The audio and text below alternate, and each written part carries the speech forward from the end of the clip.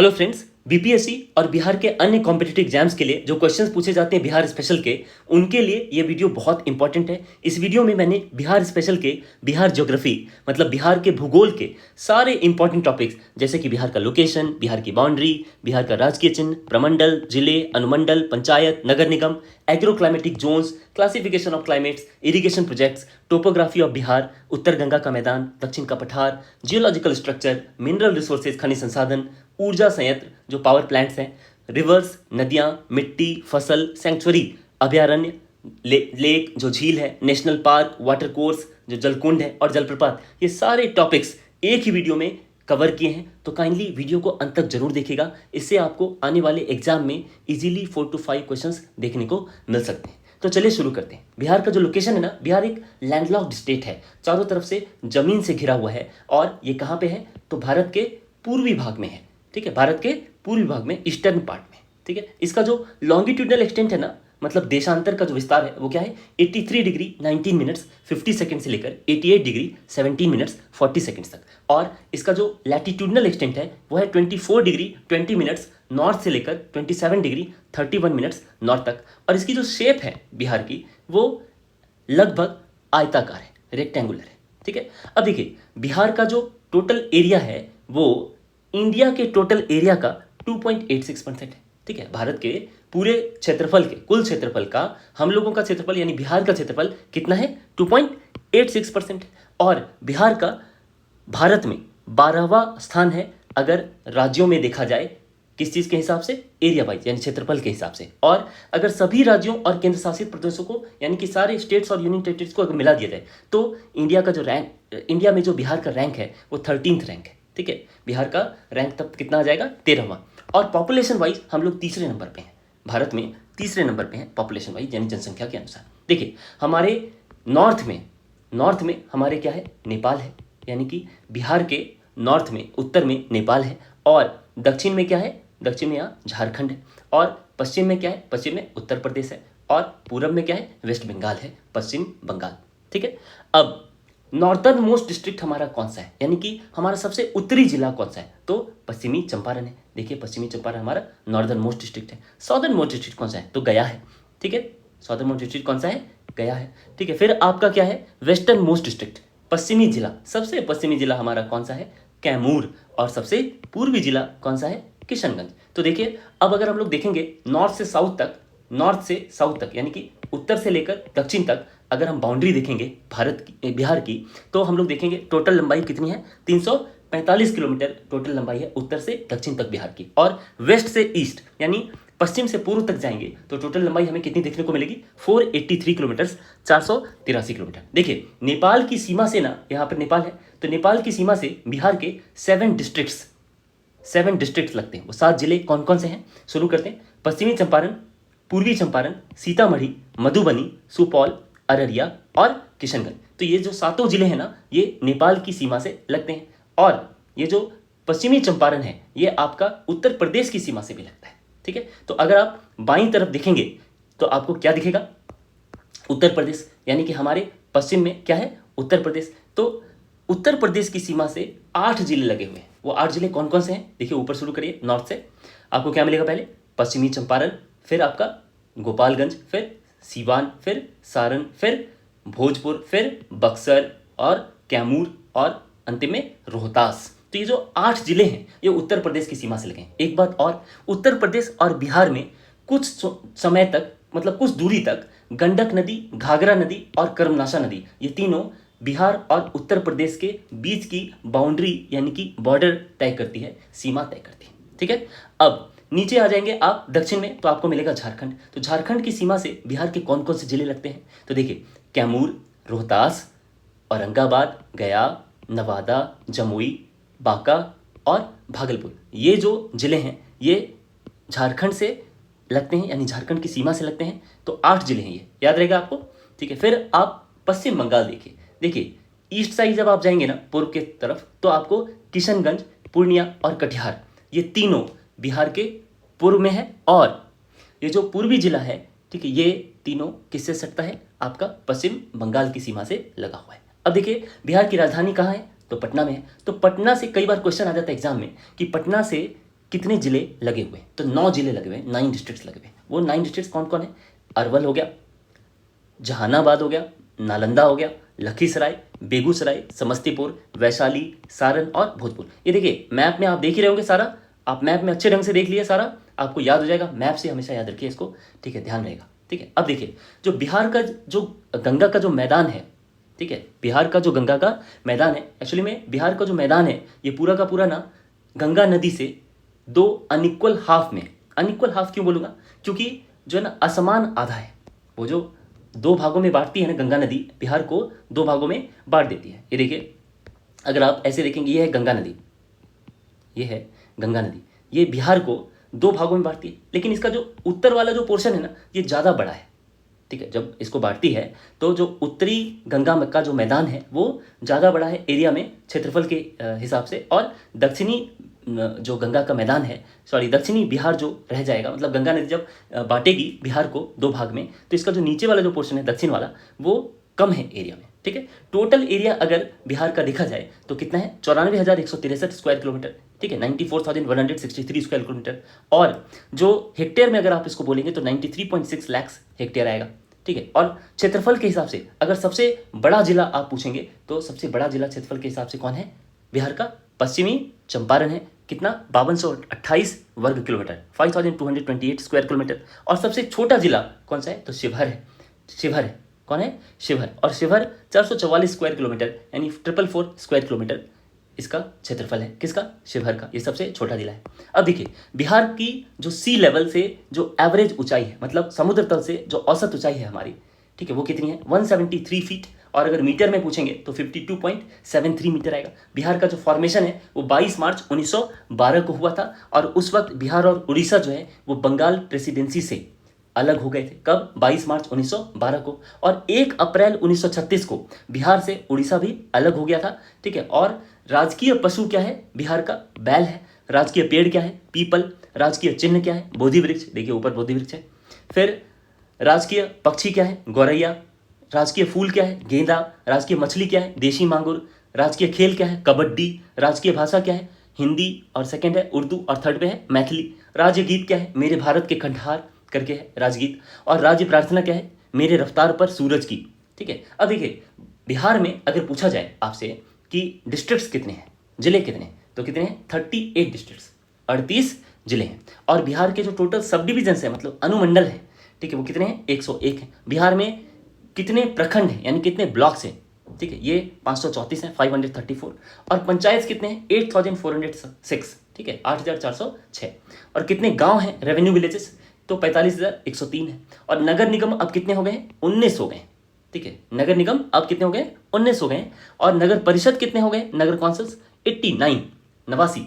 और नगर पंचायत कितने हो गए? अब नगर पंचायत हो गए 155। ये इंपॉर्टेंट है, अपडेटेड डाटा है। ठीक है, आप ध्यान से इसको देखें। कुछ फीडबैक और कमेंट हो तो प्लीज़ आप काइंडली आप कमेंट बॉक्स में जरूर दे दें। ठीक है, मैं उसको पिन्ड मैसेज बना दूंगा। ठीक है, आप मेरे को फीडबैक जरूर दीजिएगा। ठीक है, अब देखिए एडमिनिस्ट्रेटिव डिविजन्स अगर आपसे पूछे जाएं कि बताइए बिहार में एडमिनिस्ट्रेटिव डिविजन्स कितने हैं, तो प्रमंडल जो हमारे यहाँ हैं वो 9 प्रमंडल हैं। अब ये 9 प्रमंडल कौन कौन से हैं इसको देख लिए। ये देखिए, ये जो ग्रीन देख रहे हैं ना आप इधर का, ये पूरा तिरहुत प्रमंडल है। ये सबसे बड़ा प्रमंडल है बिहार का, बहुत इंपॉर्टेंट है।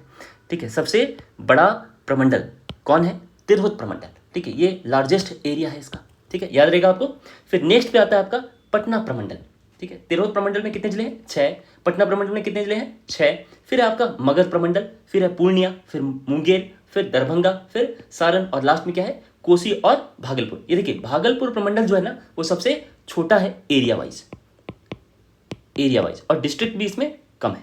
कितने हैं? भागलपुर और बांका। ये देखिए अब इसको याद रखने के लिए ना बहुत ही आसान सा रास्ता है। कैसे? ये देखिए गंगा नदी तो बीचों बीच काट देती है, किसको? बिहार को।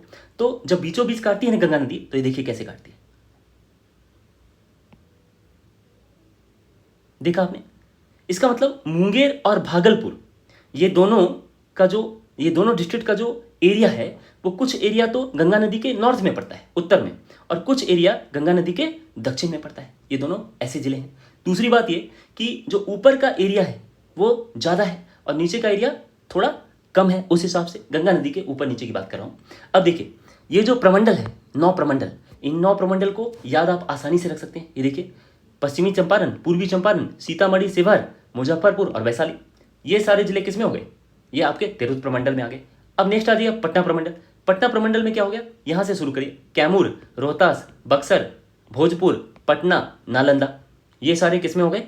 पटना प्रमंडल के अंदर आ गए, पटना डिवीजन के अंदर। फिर आया आपका मगध प्रमंडल। मगध प्रमंडल में कितने जिले हैं? मगध प्रमंडल में 5 जिले हैं। वो कौन कौन से हैं?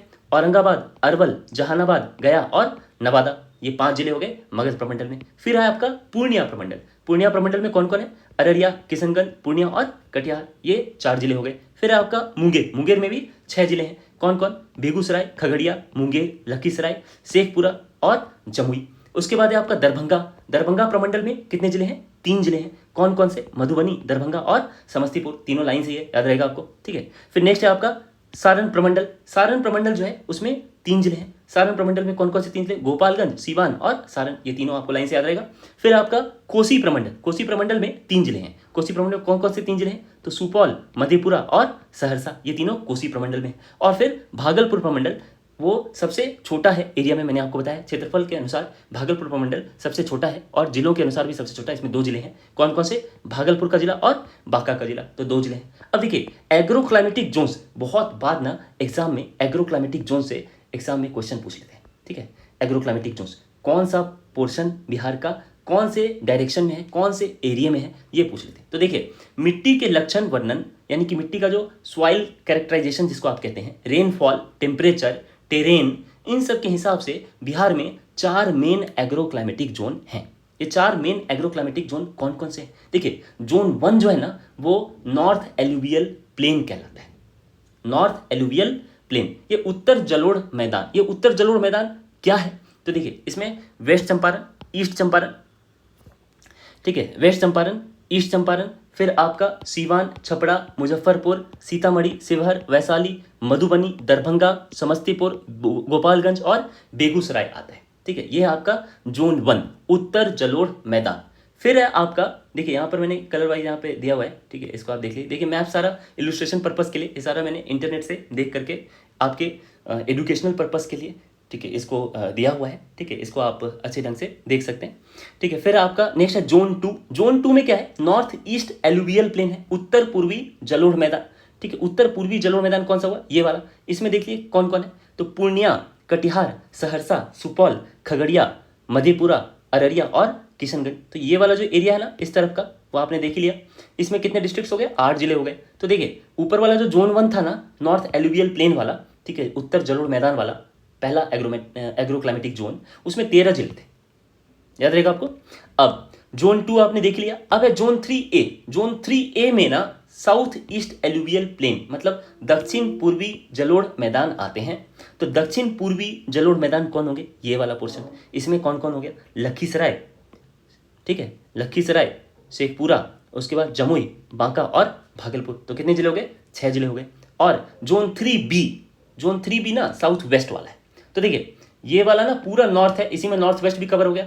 ये वाला आपका नॉर्थ ईस्ट है, ये वाला आपका साउथ ईस्ट है और ये वाला आपका साउथ वेस्ट है। साउथ वेस्ट में जोन 3B में 11 जिले हैं, टोटल 11 डिस्ट्रिक्ट्स, ठीक है। कौन कौन? रोहतास, भोजपुर, बक्सर, भभुआ, अरवल, पटना, नालंदा, नवादा, जहानाबाद, औरंगाबाद और गया। तो इस तरीके से 11 जिले हो गए। तो आपको याद रहेंगे, कई बार एग्जाम में पूछ लिया जाता है कि बताइए कौन सा डिस्ट्रिक्ट कौन से जोन में पड़ता है, कौन से एग्रो क्लाइमेटिक जोन में पड़ता है, कौन सा डिस्ट्रिक्ट, बहुत इंपॉर्टेंट है। अब देखिए जोन 1 में ना जो मिट्टी है वो कौन कौन से? सैंडी लोम या लोम मिट्टी, ठीक है। और जोन 2 में आपको क्या देखने को मिलेगा? मैक्सिमम सैंडी लोम और लोम मिट्टी।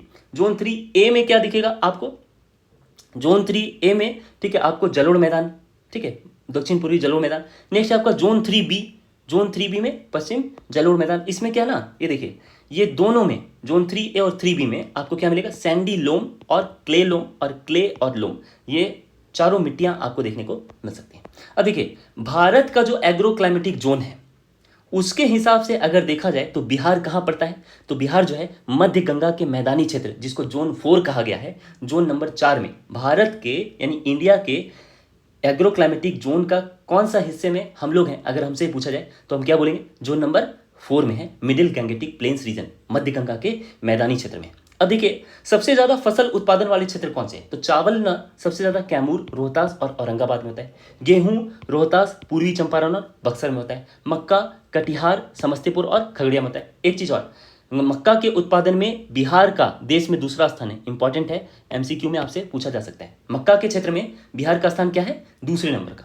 अब देखिए दलहन, ठीक है, तो दलहन पटना में, औरंगाबाद में और नालंदा में ज्यादा उगाया जाता है, दलहन वर्ग के जो पौधे हैं। अब देखिए मखाना, मखाना क्या है ना, दुनिया में इंडिया जो है सबसे बड़ा प्रोड्यूसर है मखाना का। मखाना को इंग्लिश में फॉक्सनट कहते हैं, इसी को सुपर फूड भी कहते हैं। सुपर फूड इसलिए क्योंकि इसमें ना बहुत ज़्यादा प्रोटीन और कार्बोहाइड्रेट और बाकी मिनरल्स हैं। और दुनिया में मखाना का सबसे बड़ा उत्पादक 90% उत्पादन जो है कहाँ होता है? बिहार के उत्तर पूर्वी भाग में होता है, नॉर्थ ईस्टर्न पार्ट में होता है। एग्जाम में आया है ये, नॉर्थ ईस्टर्न पार्ट में होता है, याद रखिएगा, ठीक है। ये AA के पेपर में पूछा है इसमें, ठीक है। अब नेक्स्ट है आपका लीची। लीची का उत्पादन जो है ना कहाँ होता है? तो लीची का उत्पादन मुजफ्फरपुर, वैशाली, चंपारण, समस्तीपुर, बेगूसराय में होता है। और दुनिया में लीची का दूसरा सबसे बड़ा उत्पादक हम लोग हैं। लीची का दूसरा सबसे बड़ा उत्पादक कौन है? बिहार है, याद रहेगा आपको। नेक्स्ट, सब्जी उत्पादन में बिहार देश में तीसरे नंबर पे है। सब्जी उत्पादन में बिहार देश में कितने नंबर पे है? तीसरे नंबर पे है, ठीक है, याद रहेगा। तो फर्स्ट कौन है? फर्स्ट यूपी है और सेकंड वेस्ट बंगाल है, ध्यान से देखेंगे। अब क्या? इरिगेशन, सिंचाई की सुविधा ना बिहार में टोटल जितना भी एरेबल लैंड है उसमें 71.94% पे सिंचाई की सुविधा है, ठीक है।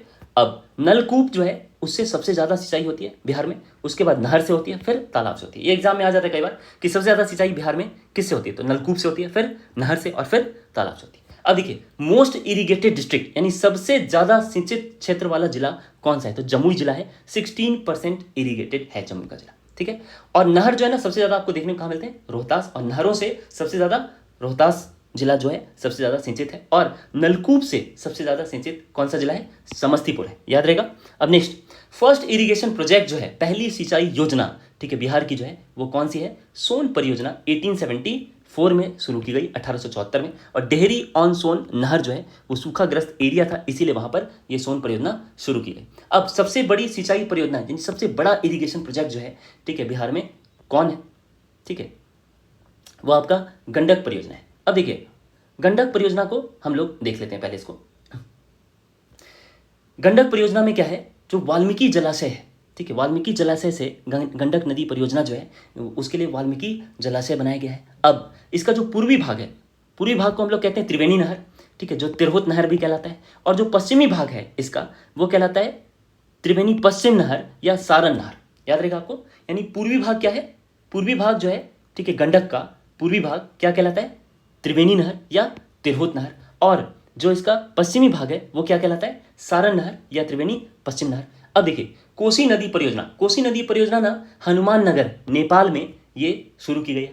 अब इसका जो पूर्वी कोसी नहर जो है इसकी लंबाई टोटल 130 किलोमीटर है। और मुरलीगंज, जानकी नगर, पूर्णिया, अररिया, कटैया, ठीक है। अच्छा एक चीज और, कटैया में ना जल विद्युत उत्पादन केंद्र भी लगाया गया है, ठीक है, इसी पूर्वी कोसी नहर पे। और पश्चिमी कोसी नहर 115 किलोमीटर लंबा है। अब देखिए इरिगेशन फ्रॉम डिफरेंट सोर्सेज अगर देखें हम तो विभिन्न स्रोतों से जो सिंचाई होती है बिहार में 55 से 60% के बीच जो सिंचाई है वो डिफरेंट सोर्सेज से होती है।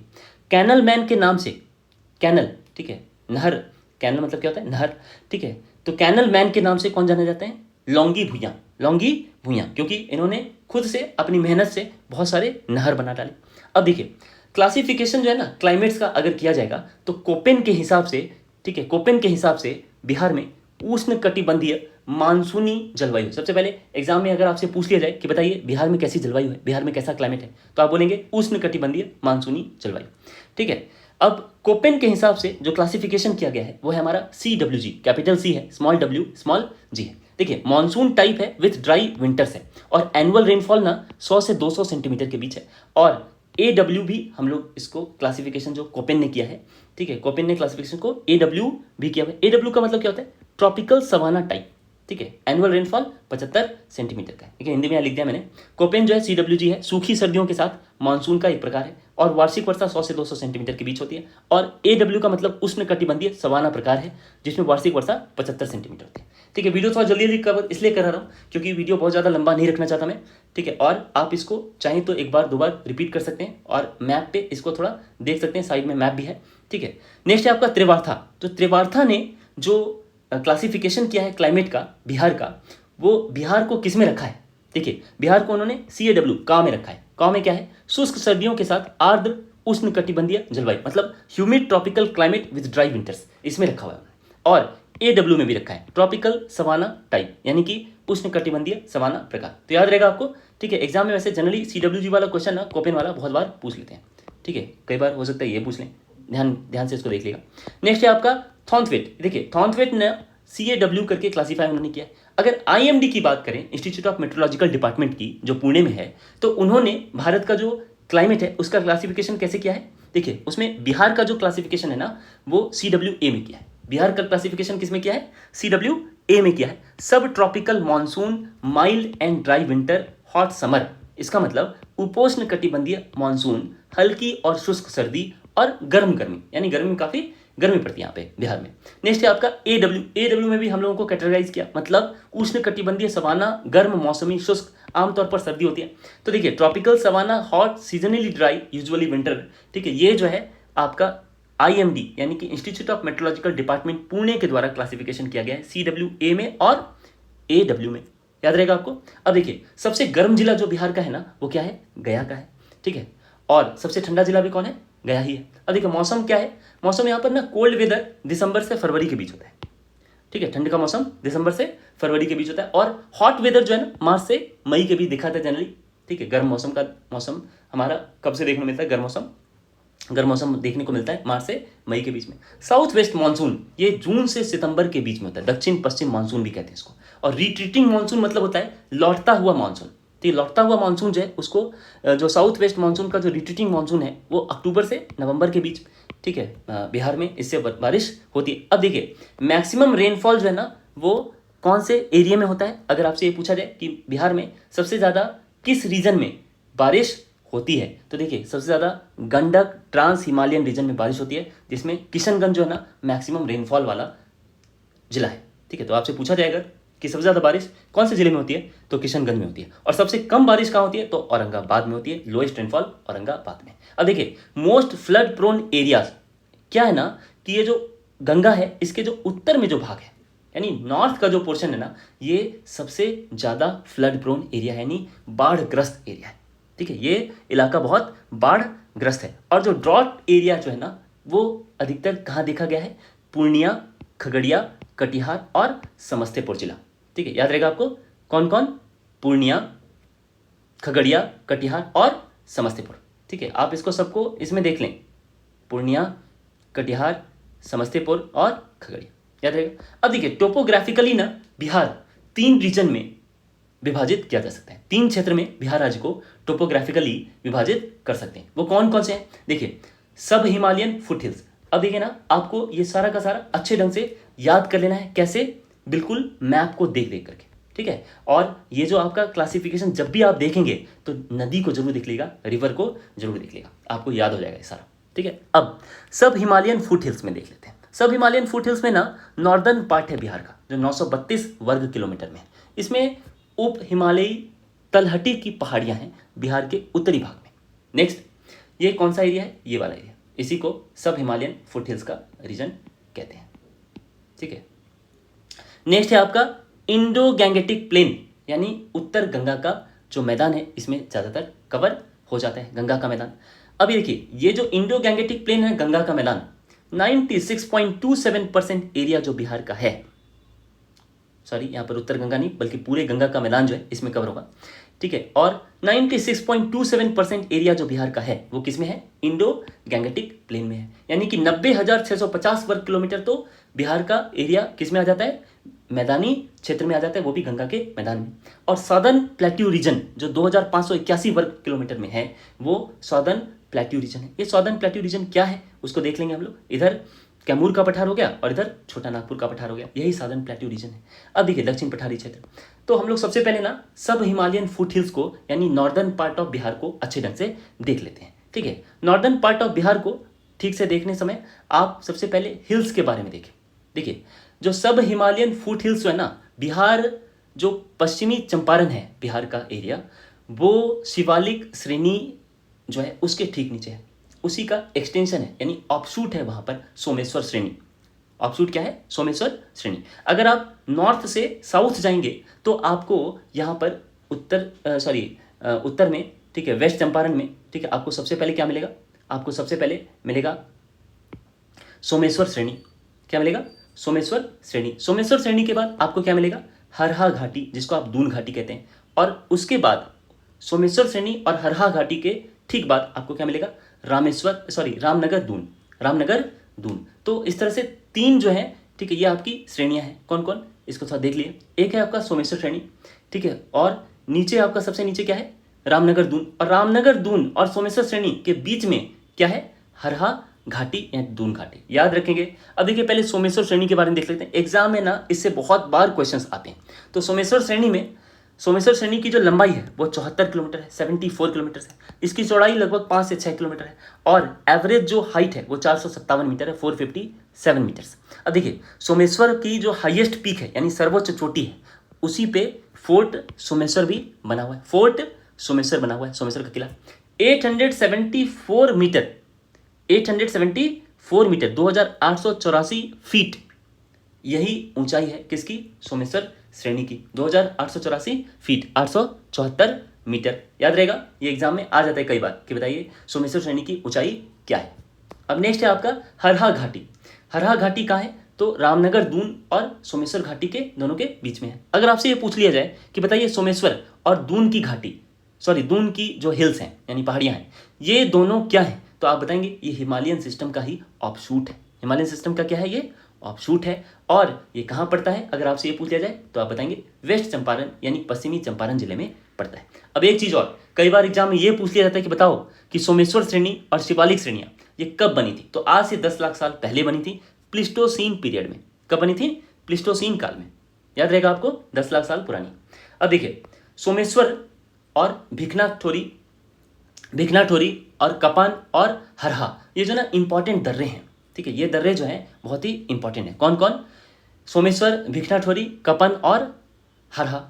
अब इसमें क्या है ना, रामनगर दून अगर आपसे पूछ लिया जाए कि रामनगर दून क्या है, तो अभी मैंने आपको बताया। देखिए ऊपर सबसे ऊपर क्या है?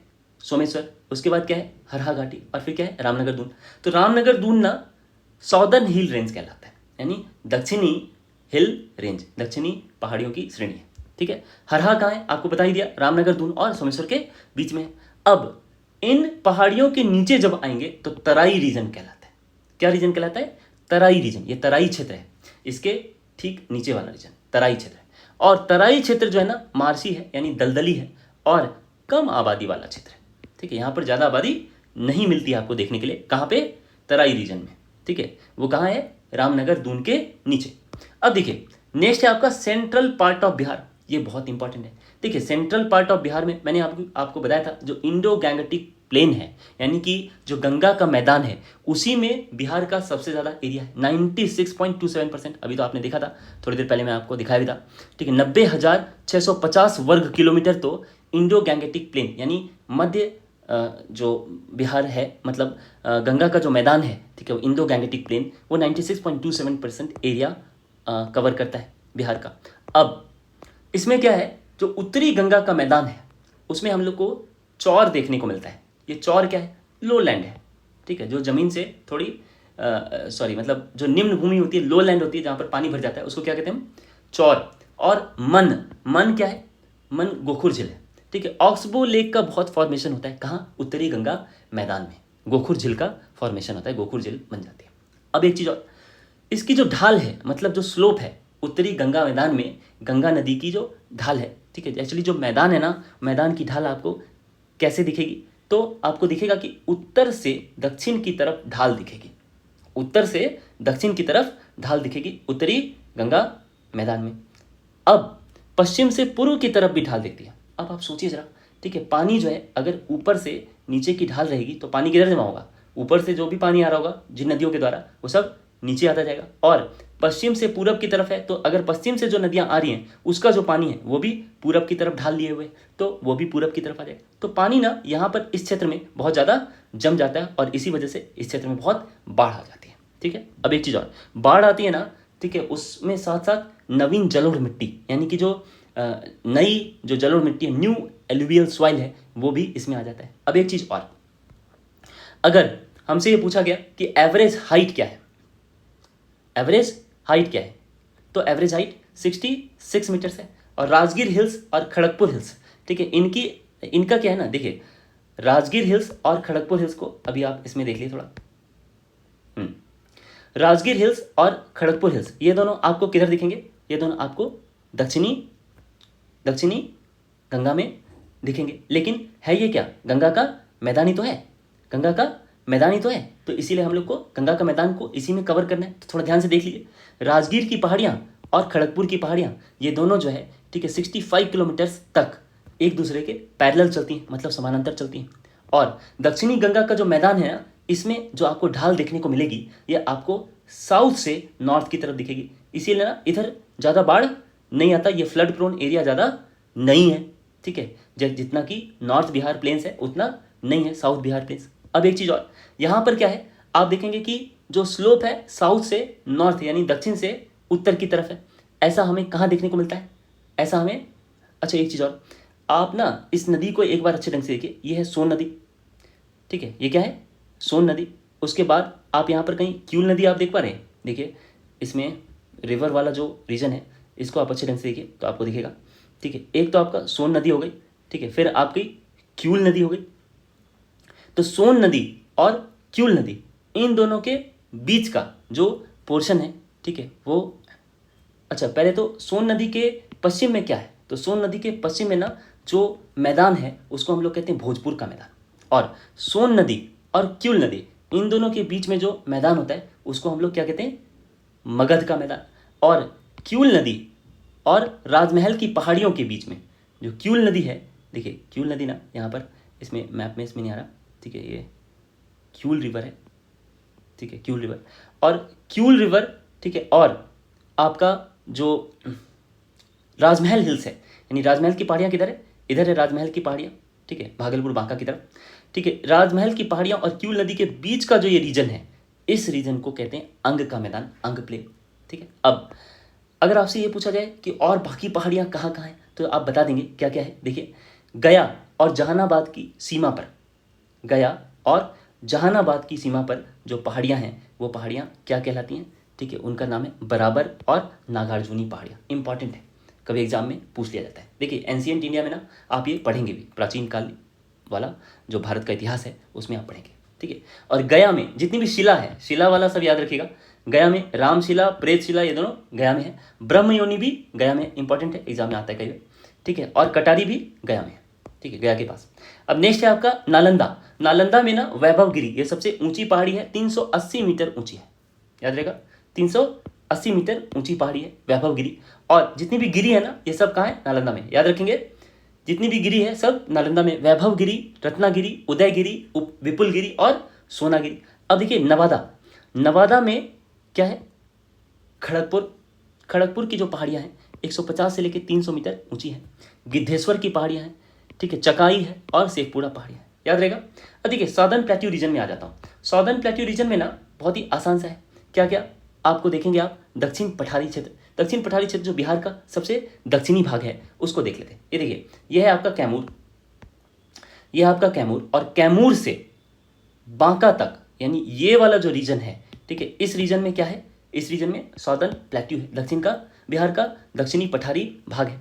अब देखिए इसमें जो विंध्याचल का हिस्सा है वो कैमूर का हिस्सा कहलाता है। अब विंध्याचल आप कैसे समझेंगे, तो देखिए सोन नदी है ना, सोन नदी, ये जो सोन नदी है ना, सोन नदी क्या करती है, अपने पश्चिम में, इसके पश्चिम में जो क्षेत्र रह गया, ठीक है, इसमें जो पठार है नीचे वो क्या है, इसमें जो पठार है इसको क्या कहते हैं हम, कैमूर का पठार, कैमूर का पठार। और सोन नदी के ईस्ट साइड जो आपका ये रीजन है, इसमें जो पठार है ना इसको कहते हैं हम छोटा नागपुर का पठार, छोटा नागपुर का पठार। यानी कि ये दोनों प्लेट्यू कौन कौन है, एक है कैमूर प्लेट्यू और दूसरा है छोटा नागपुर प्लेट्यू, और दोनों के बीच में जो बाउंड्री है वो कौन है, सोन नदी तय करती है। याद रहेगा आपको, दोनों के बीच में बाउंड्री कौन तय करती है, सोन नदी तय करती है। ठीक है, अब नेक्स्ट आपको इसमें क्या देखना है, पश्चिम में जो है कैमूर का पठार है सोन नदी के, और पूरब में क्या है, पूरब में क्या है, छोटा नागपुर का पठार है। अब देख लिए, रोहतास और कैमूर जिले में, रोहतास और कैमूर जिले में, यानी कि रोहतास आपका ये हो गया, रोहतास आपका ये हो गया और कैमूर ये हो गया, इन दोनों का हेडक्वार्टर सासाराम और भभुआ में है। ठीक है, रोहतास और कैमूर का हेडक्वार्टर है सासाराम और भभुआ में, जिला मुख्यालय कहते हैं। तो सोन नदी जो है, सोन नदी के आप पश्चिम में देखोगे तो आपको क्या दिखेगा, कैमूर का पठार, और कैमूर का पठार कौन कौन से जिले में है, रोहतास और कैमूर जिले में। और यहाँ पर ना बलुआ पत्थर यानी सैंडस्टोन बहुत मिलता है।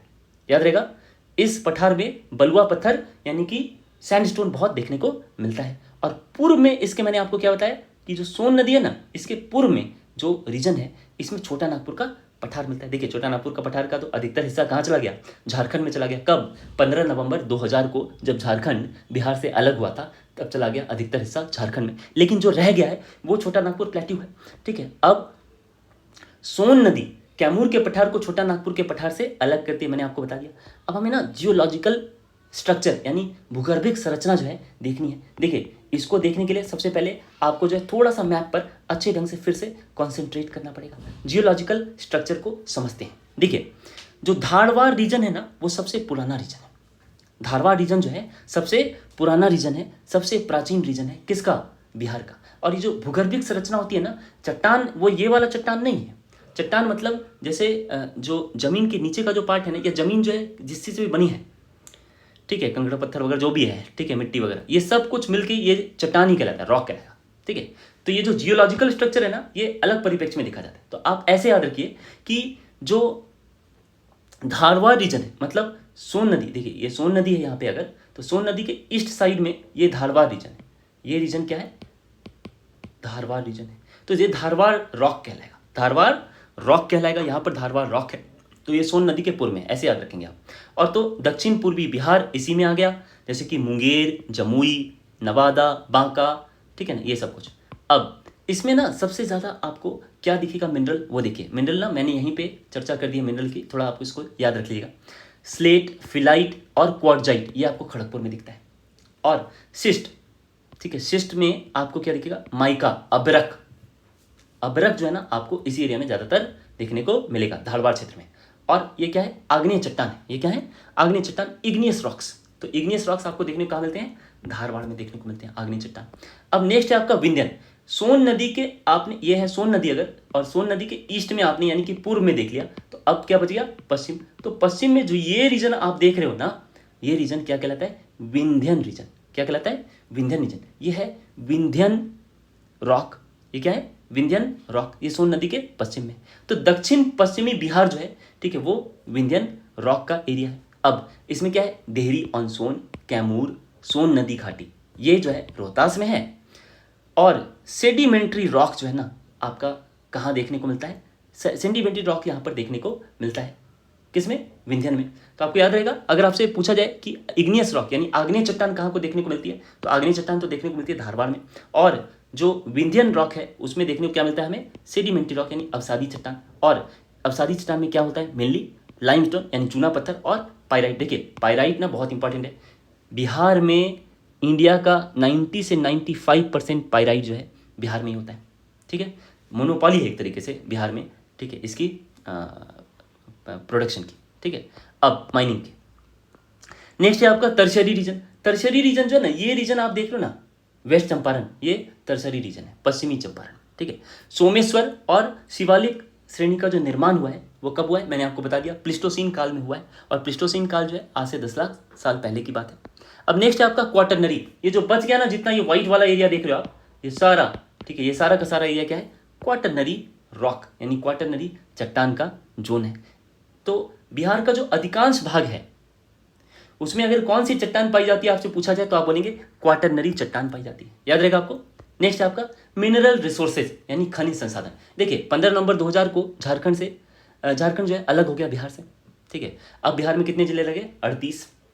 अब देखिए धारवाड़ जो है ना, उसमें औरंगाबाद, गया, नवादा, जमुई, मुंगेर, भागलपुर और बांका आते हैं। ठीक। और विंध्यन में क्या आते हैं? कैमूर, रोहतास। ठीक है। और एक बात आपको याद रखना है, देखिए विंध्यन में ना मैक्सिमम आपको पाइराइट मिलेगा 90% बिहार में। और कहाँ मिलेगा? अगर आपसे कई बार एमसीक्यू में आ जाता है, रोहतास में जो अमझोर करके जगह है ना, वहाँ सबसे ज़्यादा पाइराइट है। और इसी विंध्यन में आपको लाइमस्टोन भी देखने को मिलेगा और डोलोमाइट भी देखने को मिलेगा। चूना पत्थर और डोलोमाइट भी देखने को मिलता है। ठीक है। अब देखिए नॉर्थ वेस्टर्न बिहार की अगर बात करें, ठीक है, यानी नॉर्थ वेस्टर्न बिहार में कौन कौन सा एरिया आ गया यहाँ पे? सारण, गोपालगंज, सीवान, पूर्वी चंपारण, समस्तीपुर, मुजफ्फरपुर, बेगूसराय। और साउथ बिहार का जो रीजन है, जैसे पटना, जहानाबाद और नालंदा, यहाँ पर ना सोरा बहुत देखने को मिलता है। ये सोरा क्या है? देखिए बारूद बनाने के काम में आता है सोरा। ठीक है। और पटाखे बनाने के काम में भी आता है सोरा। ठीक है। इसमें क्या होता है? KNO3, ठीक है, पोटेशियम नाइट्रेट ज़्यादा मात्रा में होता है।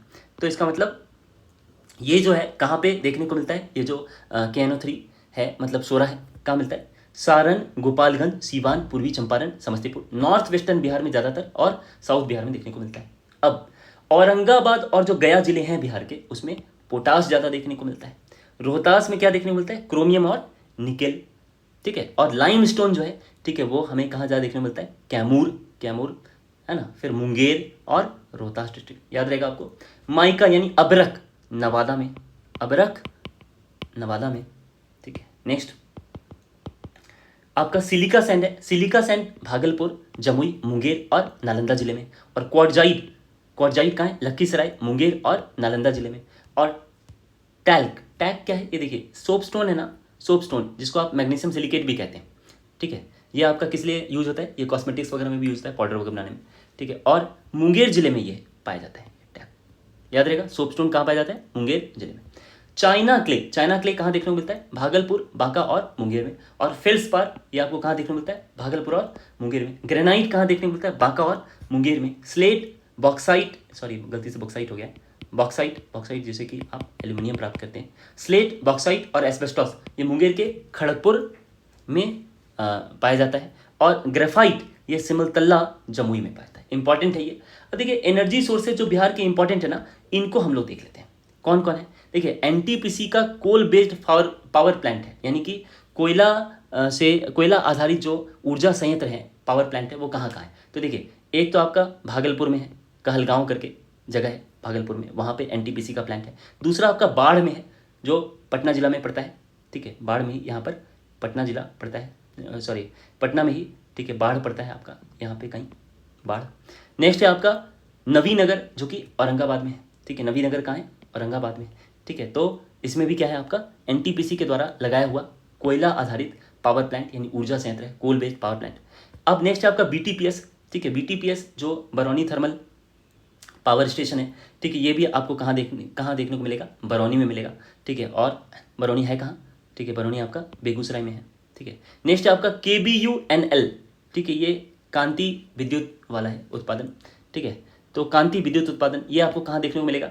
कांति विद्युत उत्पादन, ये आपको मुजफ्फरपुर में देखने को मिलेगा, कांति विद्युत उत्पादन। फिर आपका चौसा, चौसा जो है, जो बक्सर के पास है, बक्सर के पास है ना।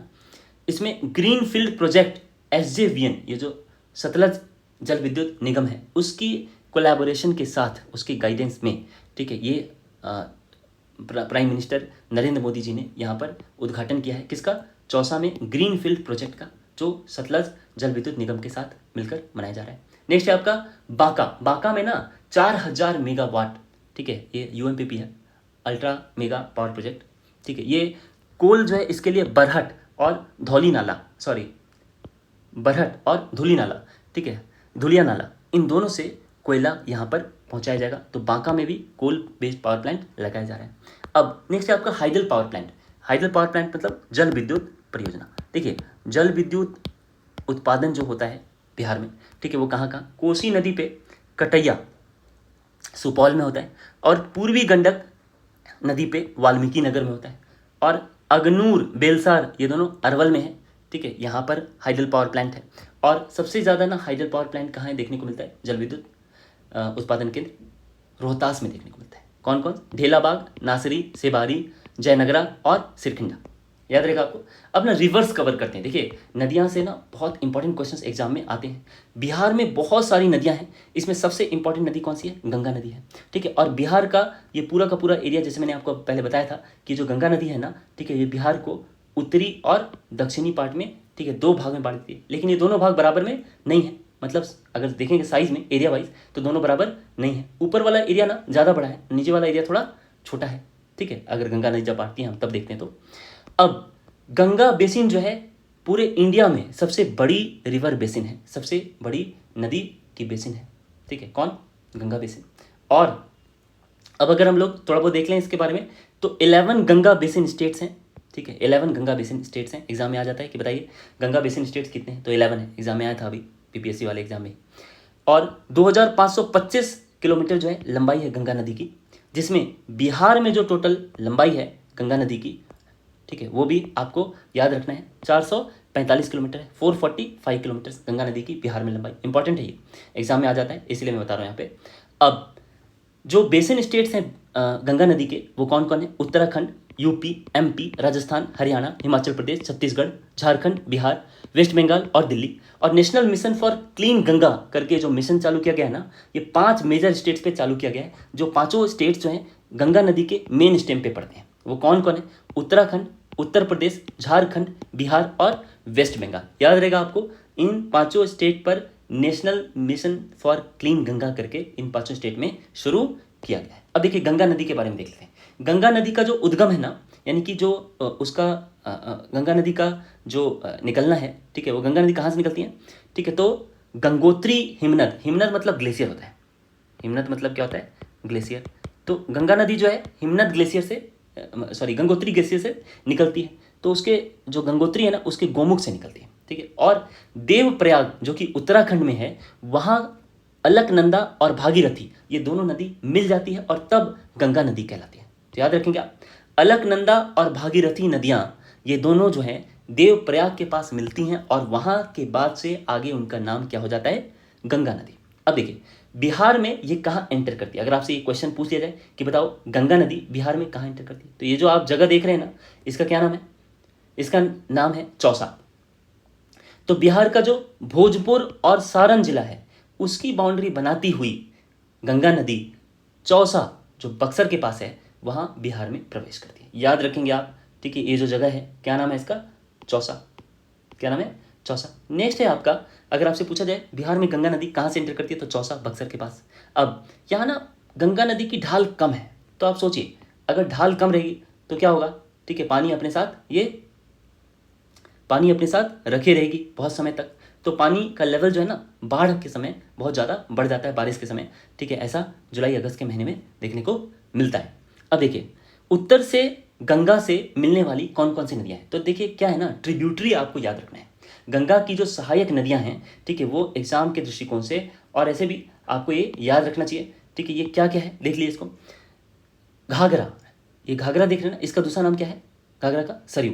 घाघरा जो छपरा के पास मिलती है, किसको? गंगा नदी को। फिर आपका गंडक, गंडक सोनपुर के पास मिलती है, ठीक है, किसको? गंगा नदी को। अब देखिए सोनपुर में ना मेला लगता है, ठीक है, और सोनपुर किस डिस्ट्रिक्ट में आता है? पटना डिस्ट्रिक्ट में आता है। तो यानी सोनपुर में गंगा नदी से गंडक नदी मिलती है, याद रखेंगे। उसके बाद है आपका बागमती नदी। देखिए ये जो बागमती नदी है ना, ये मुंगेर में मिलती है। कौन? मुंगेर के पास मिलती है, किससे? गंगा नदी से, बागमती नदी। नेक्स्ट है आपका कोसी, कोसी गंगा नदी से कहाँ मिलती है? कुर्सेला के पास, ठीक है। कुर्सेला कहाँ है? कटिहार। नेक्स्ट है आपका बूढ़ी गंडक, बूढ़ी गंडक भी, ठीक है, किससे मिलती है? गंगा नदी से मिल जाती है, ठीक है। बागमती और बूढ़ी गंडक तो एक साथ मिलती है ना, तो इसीलिए बूढ़ी गंडक वो बागमती के साथ ही आप देख लेंगे। नेक्स्ट है आपका महानंदा, महानंदा जो नदी है ना, ठीक है, महानंदा नदी जो है, ठीक है, वो गंगा नदी से तो मिलती है, लेकिन कहाँ मिलती है मालूम? बिहार में नहीं, बिहार के बाहर। ये देखिए वेस्ट बंगाल का जो रीजन है ना, वहाँ मिलती है जाकर महानंदा, किससे? गंगा नदी से। महानंदा गंगा नदी से बिहार के बाहर मिलती है। ये एक ऐसी ट्रिब्यूटरी है जो बिहार से बाहर मिलती है गंगा नदी से। ये आपको याद रहेगा। ये आपने सब कौन सा देखा है? उत्तर से दक्षिण की तरफ मिलने वाली जो नदी है, उत्तर से जो दक्षिण की तरफ आ रही हैं नदियाँ, सहायक नदियां गंगा नदी की, उनको देखा आपने। उत्तर से गंगा से मिलने वाली सारी सहायक नदियों को आपने अभी देखा। अब देखिए, अब हम लोग क्या करेंगे ना, दक्षिण से जो नदियां आ रही हैं, ठीक है, उनको देख लेते हैं। तो देखिए, एक तो आपका कौन सा हो गया, ये कर्मनासा नदी देख रहे हैं आप।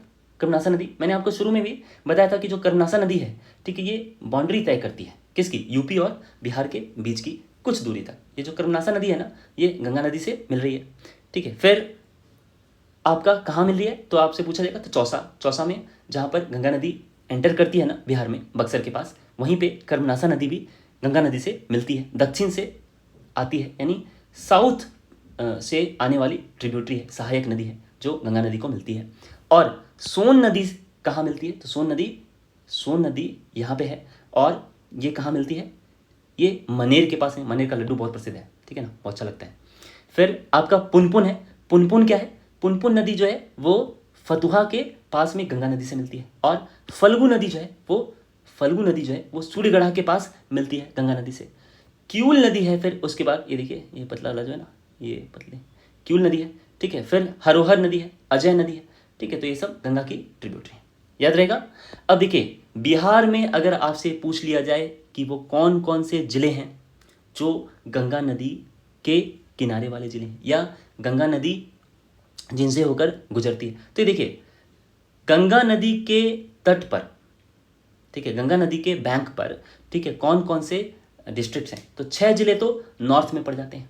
6 जिले नॉर्थ में कौन कौन से पड़ जाते हैं, तो देखिए, सारण, वैशाली, समस्तीपुर, ठीक है, सारण, वैशाली, ये देखिए यहाँ पर इसको चलें, देखिए, सारण, वैशाली, समस्तीपुर, ठीक है। फिर आपका 3 जिला और हो गया, बेगूसराय, खगड़िया और कटिहार।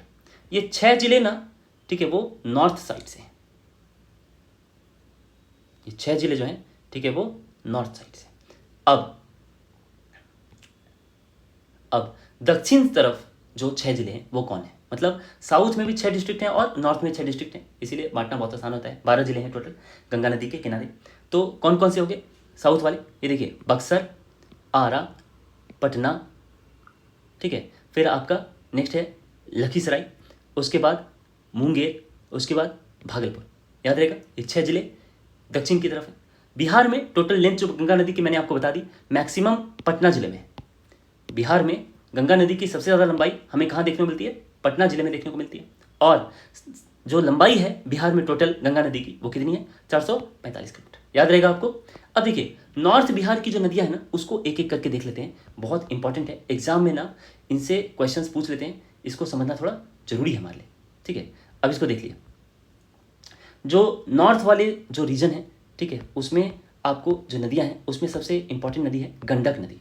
कौन सी नदी है, गंडक नदी। देखिए, गंडक नदी के बारे में पहले देख लेते हैं। गंडक नदी क्या है, गंडक नदी को सदा नीरा नदी भी कहते हैं। प्राचीन भारत में ना, जो इतिहास पढ़ेंगे आप, एंशियंट हिस्ट्री, उसमें आप देखेंगे इसका नाम क्या है, सदा नीरा नदी। सप्त गंडकी नदी भी इसी का नाम है। सप्त गंडकी क्यों कहते हैं, ये 7 सहायक नदियों के साथ बहती हुई, ठीक है, 7 सहायक नदियों के साथ बहती हुई, ये जो वेस्ट चंपारण है ना, वेस्ट चंपारण के वाल्मीकि नगर में, वेस्ट चंपारण के वाल्मीकि नगर में ये बिहार में प्रवेश कर जाती है। और अगर आपसे पूछा जाए कि बताइए गंडक नदी कहाँ से निकलती है, तो आप बोलेंगे नेपाल की उत्तरी सीमा और तिब्बत में अन्नपूर्णा पहाड़ियों के समीप जो मानग मोट और कुतांग से ये निकलती है। और बिहार में कहाँ एंटर करती है, तो वाल्मीकि नगर के पास एंटर करती है बिहार में। और वाल्मीकि नगर में यहीं पर बराज भी बनाया गया है इस पर, क्यों, ताकि बाढ़ से नियंत्रण मिले, ठीक है। तो गंडक नदी के बारे में आप इतना जान चुके हैं। अब देखिए, गंडक नदी ना कुछ दूरी तक, यहाँ पर कुछ दूरी तक, थोड़ी दूरी तक उत्तर प्रदेश इस तरफ और इस तरफ बिहार, इन दोनों के बीच की बाउंड्री यानी सीमा तय करती है, याद रहेगा आपको, ठीक है। फिर नेक्स्ट है आपका, ये नदी जो है ना, मुजफ्फरपुर और सारण जिला, इन दोनों के बीच में सीमा भी बनाती है, ये इंपॉर्टेंट है ये। अब देखिए, गंडक नदी कहाँ मिलती है गंगा नदी से, तो मैंने आपको थोड़ी देर पहले बताया था, गंडक नदी जो है गंगा नदी से पटना में ही सोनपुर करके एक जगह है, वहाँ सोनपुर का मेला भी लगता है, ठीक है, वो सबसे बड़ा पशु मेला है, ठीक है। वो सोनपुर में गंगा नदी से गंडक नदी मिल जाती है। तो कुल लंबाई इसकी कितनी है, 425 किलोमीटर। नेक्स्ट है आपका घाघरा नदी। घाघरा नदी बहुत इंपॉर्टेंट है, इसको देखिए थोड़ा। घाघरा नदी का ही नाम सरयू नदी है, जिसके किनारे अयोध्या है, ठीक है। और घाघरा नदी अगर कहाँ से निकलती है, आपसे ये पूछा जाए, तो ये नेपाल के मापचा चुंगो जो ग्लेशियर है, हिम नदी, वहाँ से घाघरा नदी निकलती है। और घाघरा नदी जो है, ठीक है, वो उत्तर प्रदेश और बिहार के बीच में कुछ समय तक, मतलब कुछ दूरी तक ये बाउंड्री भी बना लेती है। ये देखिए, बाउंड्री भी बनाती है, सीमा बनाती है, और सारण जिले के पास जो है ये बिहार में प्रवेश करती है। तो आपको याद रहेगा, ये सारण जिले के पास बिहार में प्रवेश करती है। मैप देखेंगे तो आपको इजीली याद हो जाएगा, ठीक है। मैप इसको देख लें, थोड़ा अच्छे ढंग से समझें, ठीक है, बहुत इंपॉर्टेंट है ये सारी चीज़, मैप से आप याद रखें, ठीक रहेगा। फिर छपरा के पास गंगा में मिल जाती है। और वैसे भी ज्योग्राफी जो है वो मैप बेस्ड रहना चाहिए, आप इसको रट के या फिर याद करके, ठीक है, इस तरीके से ना जाएं एग्जाम में, ठीक है, नहीं तो फिर काफ़ी फैक्ट्स याद रखने में दिक्कत होती है, गलती भी हो जाती है। मैप से इसको अच्छे ढंग से पढ़ लें। नेक्स्ट है आपका, इसकी कुल लंबाई जो है, अच्छा एक चीज़ और, गंगा नदी से घाघरा नदी कहाँ मिलती है, अगर ये क्वेश्चन आ जाए तो आप बोलेंगे छपरा के पास मिलती है। कहाँ मिलती है? छपरा के पास गंगा में ये घाघरा नदी मिल जाती है। किससे? गंगा नदी से। नेक्स्ट, इसकी जो लंबाई है 1180 किलोमीटर। अब देखिए कोसी नदी, कोसी नदी को ना सौरो ऑफ बिहार कहते हैं, बिहार का शोक। क्यों? क्योंकि ना मार्ग बदलने की प्रवृत्ति है इसमें। लास्ट 250 साल में ये देखा गया है कि ये पूरब से पश्चिम की तरफ 120 किलोमीटर जो है ना अपनी जो कोर्स है, जो इसका जो मार्ग है, नदी का मार्ग है, वो चेंज कर चुकी है, शिफ्ट कर चुकी है 120 किलोमीटर। अब आप सोचिए, इतना ज़्यादा शिफ्टिंग, ठीक है, और किसी नदी ने नहीं किया बिहार में। और इसकी वजह से ये बिहार में ही नहीं बल्कि भारत का one of the most flood prone area जो हैं, ठीक है, उनमें से ये गिना जाता है। कौन सा? कोसी नदी का जो रीजन है, ये जो फ्लड प्रोन एरिया कहा जाता है, बाढ़ग्रस्त इलाका कहा जाता है। अब देखिए क्या है, जो उद्गम स्थल है ना कोसी नदी का, वो हिमालय पर्वत में ही गोसाई धाम करके है। ये जो कोसी नदी है ना, हिमालय पर्वत के गोसाई धाम से निकलती है और नेपाल से बिहार में एंटर कर जाती है, नेपाल से बिहार में एंटर कर जाती है, ठीक है। और इसके अगर वेस्ट में देखेंगे आप, तो वेस्ट में आपको इधर गंडक नदी है और महानंदा इसके ईस्ट में है, ठीक है। और इसके साउथ में क्या है? गंगा नदी है। तो 3 नदियां हैं, इनको 3 तरफ मिलती हैं, ठीक है, बड़ी नदियां 3, ठीक है। अब कोसी नदी का क्या है ना, इसको तो आपको बता ही दिया मैंने, बिहार का शोक भी कहते हैं। क्या है कि इसका अनस्टेबल नेचर है काफ़ी इस नदी का। क्यों? क्योंकि ये हेवी सिल्ट अपने साथ लेकर के आती है, नॉर्थ बिहार के प्लेन्स में, ठीक है, हेवी सिल्ट लेकर आती है, और इसीलिए ये one of the most flood prone area है। अब एक चीज़ और, कोसी नदी पर ही हनुमान नगर नेपाल में एक क्या बनाया गया है? बांध बनाया गया है। और कुर्सेला कटिहार में ये गंगा नदी से मिल जाती है, लेकिन मिलने से पहले ये जो कुर्सेला है ना, यहाँ पे कुर्सेला है कटिहार में, वहाँ पर कोसी नदी गंगा नदी से मिलती है, लेकिन मिलने से पहले ही यहीं पर ये क्या बनाती है? डेल्टा। तो अपना डेल्टा भी बनाती है, याद रखेंगे। 730 किलोमीटर ये लंबी है और इसका जो ड्रेनेज एरिया यानी अपवाह क्षेत्र बहुत ज़्यादा है, 86,900 वर्ग किलोमीटर तक एरिया इसका ड्रेनेज एरिया, याद रखेंगे, अपवाह क्षेत्र। नेक्स्ट है आपका बूढ़ी गंडक। ये देखिए बूढ़ी गंडक, गंडक के ठीक बगल में है। ये बूढ़ी गंडक का क्या है ना, उद्गम स्रोत सोमेश्वर हिल्स है, सोमेश्वर की पहाड़ियाँ इसका उद्गम स्थल है। अब देखिए बिहार के उत्तरी पश्चिमी जिले पश्चिम चंपारण में ये प्रवेश करती है। और ये बूढ़ी गंडक कहाँ मिलती है? तो देखिए पूरा ना उत्तर पश्चिम से होते हुए ये किधर आ जा रही है? पूरी तरह दक्षिणी पूर्व में आ रही है। तो ऐसी नदी जो ऊपर का जो लैंड है, मतलब ये जो आपका उत्तरी गंगा का जो मैदान है, इसको बीचों बीच लगभग मध्यवर्ती नदी कहलाती है, बीचों बीच आधे आधे भाग में लगभग बांट देती है। कौन? बूढ़ी गंडक। याद रखेंगे आप इस फैक्ट को, ठीक है, मध्यवर्ती नदी है ये, ठीक है, क्योंकि ये बीचों बीच लगभग बांट देती है ऊपर वाले लैंड एरिया में, ठीक है। फिर खगड़िया में ये गंगा नदी से मिल जाती है। गंगा नदी से कहाँ मिलती है? ये खगड़िया में, याद रहेगा आपको। नेक्स्ट, सबसे तेज जलधारा इसी नदी की है उत्तर बिहार में, याद रहेगा। नेक्स्ट है बागमती नदी। देखिए बागमती नदी जो है ना, बागमती नदी के बारे में कुछ इंपॉर्टेंट चीज़ याद रखें। जैसे बागमती नदी जो है नेपाल में हिमालय के महाभारत श्रेणी से निकलती है और बिहार में कहाँ प्रवेश करती है? तो सीतामढ़ी के पास प्रवेश करती है, ठीक है। बागमती नदी जो है वो बिहार में कहाँ प्रवेश करती है? सीतामढ़ी में प्रवेश करती है, सीतामढ़ी में प्रवेश करती है और उत्तर बिहार के मैदान को बांट देती है। ये देखिए बागमती नदी क्या कर रही है? उत्तर बिहार के मैदान को बांट रही है, ठीक है। तो सॉरी, ये जो बूढ़ी गंडक है ना, बूढ़ी गंडक नहीं बल्कि बागमती नदी जो है, ठीक है, वो उत्तर बिहार को बांट देती है पूरी तरह, ठीक है। वैसे बागमती नदी और बूढ़ी गंडक दोनों यहाँ के मिल भी जाती हैं एक दूसरे से।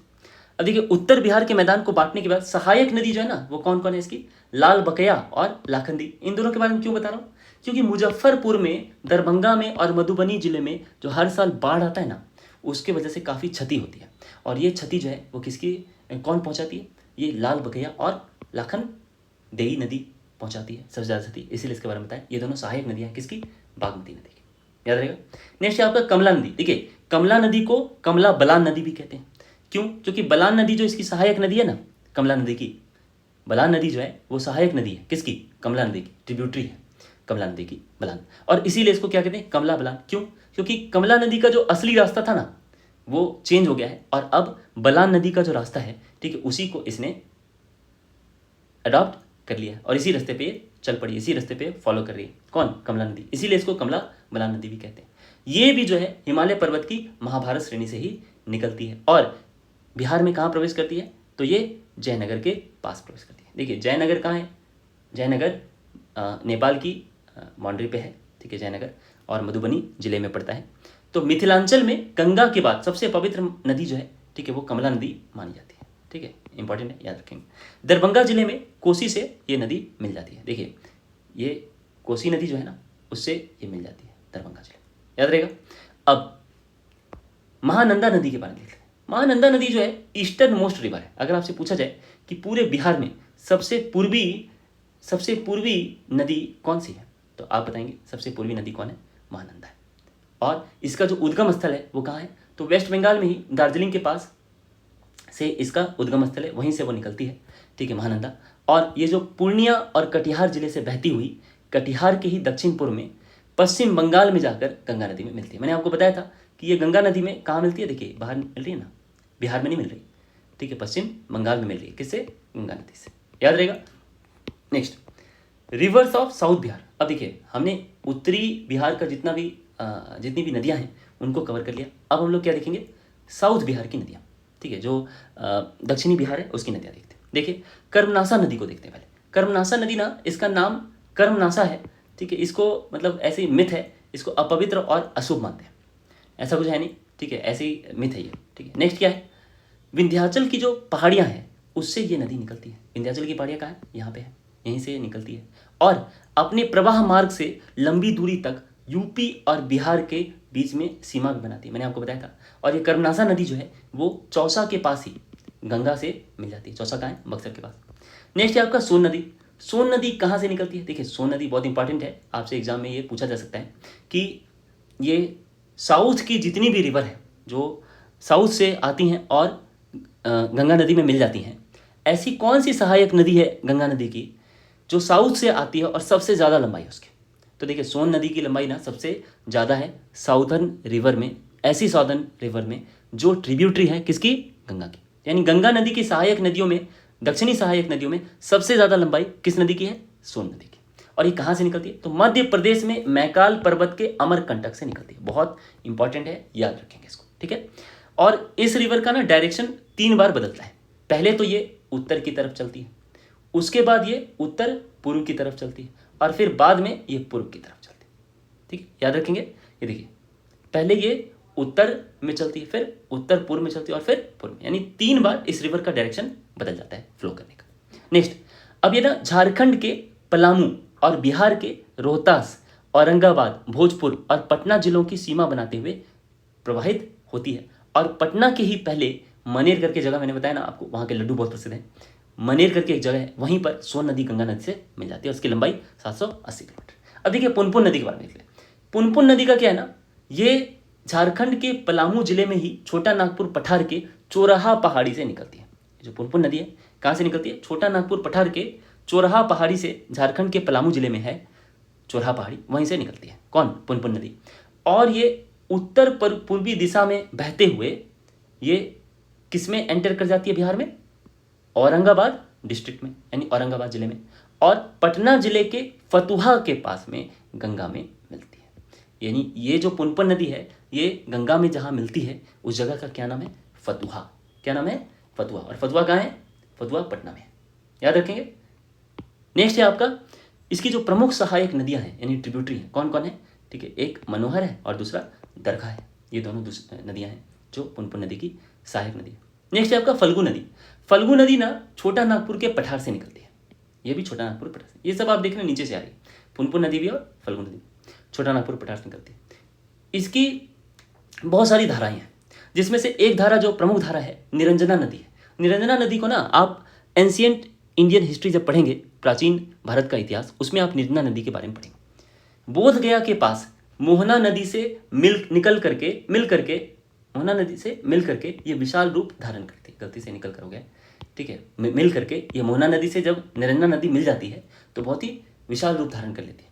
और पितृपक्ष के दौरान अनेक तीर्थयात्री गया में जब जाते हैं ना तो फल्गु नदी के किनारे ही वो पिंडदान करते हैं, फल्गु नदी में, याद रहेगा। अब नेक्स्ट आपका क्यूल नदी। क्यूल नदी जो है ना, क्यूल नदी बहुत पतला सा दिखा रहे हैं आपको, क्यों? क्योंकि क्यूल नदी जो है ना उसमें वर्षा में बहाव होता है, ऐसे बहाव देखने को आपको मिलता नहीं। कहाँ से निकलती है? हजारीबाग से निकलती है। कहाँ से निकलती है? हजारीबाग से निकलती है। फिर आपका अजय नदी, ये अजय नदी आप देख रहे हैं ईस्ट में, ये जमुई से निकलती है और गंगा से कभी मिलती नहीं है, गंगा से मिलती नहीं, याद रखेंगे, इंपॉर्टेंट है, एग्जाम में आ जाता है कई बार। अब नेक्स्ट आपका सकरी नदी। सकरी नदी इसमें नहीं दिखा, ठीक है, मैंने आपको जस्ट इसमें लिख दिया, इसमें बता दिया। सकरी नदी क्या है? उत्तरी छोटा नागपुर के पठारी क्षेत्र से निकलती है और बिहार में जो है ना गया, ठीक है, नवादा और मुंगेर जिलों में बहने के बाद ये क्यूल के पास गंगा में मिल जाती है, क्यूल के पास गंगा में मिल जाती है, ठीक है। और ये जो सकरी नदी है इसमें सिंचाई के लिए नहर बनाया गया है, बहुत इंपॉर्टेंट है। कहाँ बनाया गया अगर आपसे पूछा है तो नवादा जिले में बनाया गया। सकरी नदी पर सिंचाई के लिए, इरिगेशन के लिए कैनल बनाया गया है, ठीक है। नेक्स्ट, अब ना ये सारा तो हो गया, अब मिट्टी को देख लो आप। मिट्टी बहुत इंपॉर्टेंट है, मिट्टी के बारे में एग्जाम में खूब क्वेश्चन पूछते हैं, तो चलिए मिट्टी के बारे में देखते हैं। देखिए 3 मेजर टाइप ऑफ सॉइल हैं बिहार में, 3 प्रमुख प्रकार की मिट्टी है। उत्तर बिहार की मिट्टी, देखिए अगर वीडियो आपको पसंद आ रहा हो और वीडियो का कंटेंट अगर आपको ठीक लगा तो प्लीज़ वीडियो को ज़्यादा से ज़्यादा लोगों तक पहुंचाएं, ठीक है। मैंने ये चैनल जो है एजुकेशनल वैल्यू वाले कंटेंट को बनाने के लिए खोला था और इसको ज़्यादा से ज़्यादा लोगों तक पहुंचाएं, स्पेशली बिहार में जो लोग बीपीएससी बीएसएससी एग्जाम के एस्पिरेंट्स हैं, ठीक है, उन तक ये पहुँचाएँ ज़्यादातर लोगों तक, ठीक है, ताकि जितने भी इंपॉर्टेंट इन्फॉर्मेशन है वो गरीब से गरीब लोग और बाकी सभी लोगों तक ये पहुँच जाए, ठीक है। क्योंकि अधिकतर लोग जो है अब वीडियोज़ के जरिए ऑनलाइन पढ़ाई कर पा रहे हैं, ठीक है, और उनके लिए बहुत उपयोगी साबित हो सकता है, ठीक है। और अगर आपका कुछ भी फीडबैक हो ना और कमेंट हो तो प्लीज़ आप कमेंट बॉक्स में लिख कर दें, ठीक है। मैं उसमें इम्प्रूवमेंट करूँगा और उसको पिन मैसेज के तौर पे भी आपको कमेंट बॉक्स में लिखूँगा, ठीक है, और रिप्लाई ज़रूर दूंगा, ठीक है। फिर आप देखिए, ठीक है, और आपसे एक काइंड रिक्वेस्ट है, आप प्लीज़ चैनल को सब्सक्राइब कर लें और बेल आइकॉन प्रेस कर लें, ठीक है, और वीडियो को लाइक भी कर लें, इससे हमें थोड़ा मोटिवेशन मिलता है, ठीक है। अब क्या है, वेस्ट में ना आपको वेस्ट में, किसके वेस्ट में बात कर रहा हूँ मैं, ये देखिए, ये जो आप मिट्टी देख रहे हैं ना यहाँ पर, ये घाघरा, गंडक और बूढ़ी गंडक नदी है यहाँ पर, ठीक है, घाघरा, गंडक और बूढ़ी गंडक। ये देखिए उत्तर बिहार की मिट्टियाँ, पहला पार्ट। दूसरा है आपका दक्षिण बिहार की मिट्टियाँ और तीसरा पार्ट जो है ना, ठीक है, वो है दक्षिण पठार की मिट्टी। देखिए 3 पार्ट में बांटा गया है किसको? बिहार की मिट्टियों को। ध्यान रखेंगे, एक है उत्तर बिहार की मिट्टियाँ, फिर है दक्षिण बिहार की मिट्टियाँ और तीसरा क्या है? दक्षिणी पठार की मिट्टियाँ। अब पहले थोड़ा ध्यान से इसको देख लेते हैं। उत्तर बिहार की मिट्टी को पहले देखें तो देखिए उत्तर बिहार की मिट्टी मतलब ये जो गंगा नदी है ना उसके उत्तर में हम बात कर रहे हैं। तो वेस्ट में यानी पश्चिम में आप देखेंगे यहाँ पर 3 नदी आपको है, मिलती है। कौन कौन? एक है घाघरा, उसके बगल में गंडक और उसके बाद में बूढ़ी गंडक। अगर बीच में देखेंगे आप यहाँ पर तो आपको क्या मिलेगी? बागमती नदी, फिर कमला नदी, इसके बाद क्या मिलेगी? बागमती और कमला नदी। और जो ईस्ट साइड जब आप आ जाएंगे ना तो आप क्या देखेंगे? कोसी नदी और महानंदा नदी, ठीक है। ये तो आपको ध्यान रहेगा क्योंकि इससे पहले भी हमने अभी जस्ट नदी वाला जो है पूरा पार्ट कवर किया है, तो आपको ये ध्यान रहेगा। अब देखिए कौन सी मिट्टी कहाँ पर होती है उत्तर बिहार में, उसको हम लोग ध्यान से देखेंगे, ठीक है। पहले हम लोग देखते हैं पिडमोंट दलदली मिट्टी। ये जो पिडमोंट स्वयं सॉइल है ये कहाँ मिलेगा? तो देखिए वेस्ट चंपारण जिले में मिलता है। ये जो ऊपर आप देख रहे हैं पर्वत पदीय मिट्टी लिखा हुआ है, पर्वत पदीय मिट्टी, ये वाला जो रीजन है ना, इसी रीजन में पिडमोंट स्वयं सॉइल, ठीक है, मिलता है, यानी पिडमोंट दलदली मिट्टी मिलती है। ये वेस्ट चंपारण डिस्ट्रिक्ट में मिलती है। यहाँ पे माउंटेनियस लाइम सॉइल आपको देखने को मिलेगा। गहरे भूरा और पीले रंग की मिट्टी आपको दिखेगी यहाँ पर, और ज़्यादा ह्यूमिडिटी होती है, बहुत ज़्यादा नमी होती है यहाँ, ठीक है। तो तिरहुत प्रमंडल में है ये, याद रखेंगे। पर्वतपदीय चूनेदार मिट्टी ये कहलाती है। और कहाँ है ये? तो पश्चिमी चंपारण जिले के उत्तर पश्चिमी भाग में। और इसमें सबसे ज़्यादा क्या उपजाते हैं? धान, गन्ना और रबी फसल। रबी फसल में भी मुख्यतः इसमें जौ उपजाते हैं, ठीक है। नेक्स्ट है आपका तराई मिट्टी। देखिए तराई मिट्टी जो है ना वो नेपाल के बॉर्डर में है। ये तो नेपाल है ऊपर नॉर्थ में, तो इसके बॉर्डर में, ठीक है, जो भी डिस्ट्रिक्ट है ना, ये जो आप देख रहे हैं ना ऐसे लिखा हुआ है, ये क्या है, तराई मिट्टी। देखिए यहाँ पर ये हाथ से मैंने खुद ही स्केचिंग कर दिया है, ठीक है। अगर आपको कोई प्रॉब्लम हो रही है तो प्लीज़ आप इसको थोड़ा ठीक से देख लें, ठीक है। इसमें इंडिकेट कर दिया मैंने एरो से, ठीक है। और थोड़ा ये ब्लर हो गया एक्चुअली, इसकी एचडी क्वालिटी थोड़ी पुअर थी, ठीक है। फिर भी आप इसको थोड़ा ठीक से देख लें, और कुछ दिक्कत आ रही हो तो प्लीज़ कमेंट बॉक्स में लिख दें, मैं उसका जवाब दूंगा, ठीक है। नेपाल की सीमा के साथ जो राज्य के उत्तरी भाग है ना, उसमें ये मिट्टी पाई जाती है, तराई मिट्टी, ठीक है। और तराई मिट्टी पश्चिमी चंपारण से लेकर किशनगंज तक है। यहाँ पश्चिमी चंपारण है, यहाँ से किशनगंज तक है ये तराई मिट्टी। इसमें भी ह्यूमिडिटी बहुत होती है, और ये 7 जिलों में है। और एक चीज़ और, जो तराई मिट्टी सबसे ज़्यादा कहाँ पाई जाती है, अगर ये पूछ लिया गया ना तो किशनगंज आप बताएंगे, ये आंसर है इसका, याद रखेंगे।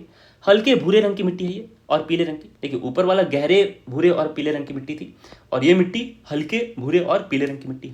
और इसमें ना पानी जहाँ ज़्यादा जम जाता है वहाँ पर जूट का उत्पादन होता है। देखिए नमी ज़्यादा है तो इसलिए जूट का उत्पादन होता है, ठीक है। इसमें पानी ज़्यादा देने की ज़रूरत नहीं पड़ती है, क्यों? क्योंकि नमी को ज़्यादा देर तक ये होल्ड कर पाता है। अब नेक्स्ट है आपका नॉर्दर्न गंगा प्लेन, यानी गंगा का उत्तरी मैदान। तो यानी ये सब कुछ जो हम लोग पढ़ रहे हैं ना, ये उत्तरी बिहार की मिट्टी में ही पढ़ रहे हैं। तो पहले हमने कौन कौन सा कवर किया, ठीक है। पहले हमने, ठीक है, आपका ये देखा पर्वतपदीय मिट्टी, फिर देखा हमने तराई मिट्टी, ठीक है। और अब हम लोग क्या देख रहे हैं, नॉर्दर्न गंगा प्लेन। देखिए नॉर्दर्न गंगा प्लेन में ना हम लोग देखेंगे गंगा जलोढ़ मिट्टी। गंगा जलोढ़ मिट्टी जो खादर है, जिसको आप न्यू गैंगेटिक वेल एल्यूमिनियम भी कहते हैं, ठीक है, उसको पहले देखते हैं। खादर को, खादर कहाँ मिलेगा, तो खादर किसको कहते हैं पहले आप ये बताइए। खादर कहते हैं जो नवीन जलोढ़ मिट्टी होती है ना, नई न्यू एल्यूवियम सॉइल होता है, उसको हम लोग खादर कहते हैं। जो नवीन जलोढ़ मिट्टी है उसको खादर कहते हैं। देखिए खादर जो है वो कहाँ है, बागमती, कोसी और महानंदा, ये तीनों रिवर इस रीजन में बहती है। और इन तीनों नदी की खासियत क्या है, ये तीनों नदी जो है अपने साथ, ठीक है, बहुत ज़्यादा पानी, फ्रेश वाटर लाती है, फ्रेश मिट्टी भी लेके आती है। तो इससे क्या होता है, नवीन मृदा जो है, ठीक है, वो आ जाता है। आपको बताइए यहाँ पर बाढ़ भी बहुत आता है इस रीजन में। ये मिट्टी जो है ना बहुत ब्राउन और बहुत फर्टाइल होती है, बहुत ही उपजाऊ होती है, और नमी बनाए रखने की कैपेसिटी इसमें बहुत ज़्यादा होती है। जूट का उत्पादन इस क्षेत्र में होता है कहाँ, भागलपुर और पूर्णिया में। और सहरसा, मुजफ्फरपुर, दरभंगा, किशनगंज, अररिया और कोसी वाले एरिया में बालू की मात्रा हमें ज़्यादा देखने को मिलती है। अब देखिए जो कोसी वाला एरिया है ना, उसमें बालू की मात्रा ज़्यादा देखने को क्यों मिलती है। देखिए महानंदा नदी और कोसी नदी दोनों में एक अंतर है। क्या, महानंदा नदी में ना, ठीक है, बालू बैलेंस्ड मात्रा में है, ठीक है, लेकिन आप ज़्यादा बालू आपको अगर देखने को मिल रहा है तो किस रीजन में देखने को मिलेगा, कोसी रीजन में, ठीक है। जो कोसी वाला एरिया वहाँ पे ज़्यादा बालू देखने को मिलेगा, ठीक है, किस में, खादर में। नेक्स्ट है आपका रेह मृदा। ये रेह मृदा क्या है, देखिए जो बूढ़ी गंडक नदी है ना, बूढ़ी गंडक नदी के वेस्ट में यानी पश्चिम में, ठीक है, कुछ जल निकासी ठीक से नहीं हो पाती है। तो ठीक से जो नहीं हो पाएगी उसकी वजह से क्या होता है, ठीक से नहीं होने की वजह से और इवेपोरेशन की वजह से, यानी कि वाष्पन हो जाने की वजह से जो मिट्टी है ना वो नमकीन हो जाती है, लवण हो जाता है, उसमें काफ़ी सॉल्टी हो जाती है, और इस वजह से एसिडिक भी हो जाती है। और एसिडिक हो जाने की वजह से, ठीक है, ये रेह मृदा जो है उतनी उपजाऊ नहीं रह जाती है। नेक्स्ट है आपका ओल्ड गैंगेटिक एल्यूवियम, गंगा जलोढ़ मिट्टी। देखिए ये जो गंगा जलोढ़ मिट्टी है ना, ये कौन सी है, पुरानी गंगा जलोढ़ मिट्टी है। ओल्ड कहा है तो पुरानी मतलब बांगर मिट्टी कहते हैं इसको। खादर किसको कहते हैं आप, नई जलोढ़ मिट्टी को, नवीन जलोढ़ मिट्टी को। और पुरानी गंगा जलोढ़ मिट्टी को क्या कहेंगे, बांगर। तो यहाँ पर बांगर जो है वो कौन कौन सी नदियों में है, तो ये देखिए यहाँ लिखा हुआ है ना बांगर। ये बांगर का क्षेत्र कौन सा है, आप इसको जस्ट याद रखेंगे। यहाँ पर कौन कौन सी नदियाँ हैं, घाघरा, गंडक और बूढ़ी गंडक। तो ये घाघरा, गंडक और बूढ़ी गंडक, इन तीनों नदी का जो क्षेत्र है ना, ये तीनों, ये बाढ़ प्रभावित वाला क्षेत्र नहीं है, ठीक है। यहाँ बाढ़ नहीं आता, और इसीलिए यहाँ पर फ्रेश पानी, फ्रेश सिल्ट नहीं आता, ठीक है। यानी कि यहाँ पर बांगर रहता है। यहाँ की जो जलोढ़ मिट्टी है ये पुरानी है। ये कौन कौन से एरिया में ये मिट्टी पाई जाती है, तो सारण, गोपालगंज, पश्चिम चंपारण, समस्तीपुर, बेगूसराय और मुजफ्फरपुर में। और ये भी ना एसिडिक होती है, अम्लीय, ठीक है। और लाइम और पोटास, यानी कि चूना और पोटास इसमें बहुत ज़्यादा मात्रा में होता है। और इसमें कमी किस चीज़ की होती है, फास्फोरस, नाइट्रोजन और जीवाश्म की कमी होती है। जीवाश्म को क्या कहते हैं हम, फॉसिल्स, ठीक है, फॉसिल्स। अब देखिए गन्ना, धान, गेहूं और मक्का, इसका उत्पादन यहाँ पर बहुत ज़्यादा होता है, याद रखेंगे आप। अब नेक्स्ट है बलसुंदरी मिट्टी। बलसुंदरी मिट्टी क्या है, बलसुंदरी मिट्टी ना अल्कलाइन होती है। अल्कलाइन मतलब क्षारीय होती है। और पूर्णिया, सहरसा, दरभंगा, मुजफ्फरपुर, सारण और चंपारण में के दक्षिणी भाग में, सभी के ये दक्षिणी भाग में पाई जाती है। और इसमें सबसे ज़्यादा उत्पादन किसका होता है? मक्का और तंबाकू का। इंपॉर्टेंट याद रखेंगे। तो देखिए उत्तरी बिहार की मिट्टियों को हमने कवर कर लिया। अब हम लोग क्या कवर करेंगे? गंगा नदी के दक्षिण में जो मिट्टियाँ है ना उसको कवर करेंगे, यानी कि दक्षिणी बिहार की मिट्टियों को कवर करेंगे। इंपॉर्टेंट है, ध्यान से देख लीजिएगा, ठीक है। और मैप के माध्यम से याद रखने की कोशिश करिए, ठीक है। इसको प्रैक्टिस करिए, बार बार याद हो जाएगा आपको, ठीक है। और इसको बार बार पढ़िए, याद हो जाएगा आपको। इसी वीडियो को बार बार देखिए और बार बार खुद से ही मैप बनाकर याद कर लीजिए इसको, ठीक है, खुद के नोट्स बना के। अब देखिए इसमें क्या है, कगारी मृदा। कगारी मृदा जो है ना लेवी सॉइल कहते हैं। कगारी मृदा किसको कहते हैं? एक्चुअली गंगा का जो दक्षिणी भाग है ना, ये है गंगा, ये है गंगा, और गंगा का जो दक्षिणी भाग है, ठीक है, ये वाला पोर्शन, इस पोर्शन में बांध की तरह ये पोर्शन एक्ट करता है, ठीक है। और इस वजह से सोन, पुनपुन नदी ये के किनारे जो है ना, आप देखेंगे मोटी कांप मृदा जो है ना वो बन जाती है। और ये जो मोटी कांप मृदा है, ठीक है, ये क्या है? कम उपजाऊ वाली मिट्टी है और लेस फर्टाइल है। लेस फर्टाइल है ये, है ना, याद रखेंगे, ठीक है। और इसमें बालू का अंश ज़्यादा होता है। और इसमें क्या क्या उगा पाते हैं? मक्का, जौ, साग और सब्जी, याद रहेगा। नेक्स्ट है आपका टाल मिट्टी। देखिए टाल ना, टाल से आपको याद आ जाता होगा बढ़िया टाल, शेखपुरा टाल, लखीसराय टाल। तो पटना, बाढ़, शेखपुरा, लखीसराय और बढ़िया में 3-4 महीने तक ना पानी जमा रहता है, ठीक है। और इस वजह से, जमा रहने की वजह से वहाँ जो मिट्टी है, ठीक है, उसकी जो प्रकृति है वो कैसी हो जाती है? हल्के भूरे और मोटे कण वाली मिट्टी देखने को मिलती है। हेवी सॉइल है ये। इसमें दलहन और रबी के फसल जो है, ठीक है, उगाते हैं। और 8 से 10 किलोमीटर चौड़ी पट्टी है। ये कहाँ देखने को मिलेगी आपको? ये टाल मिट्टी इस रीजन में यहाँ पे, ठीक है।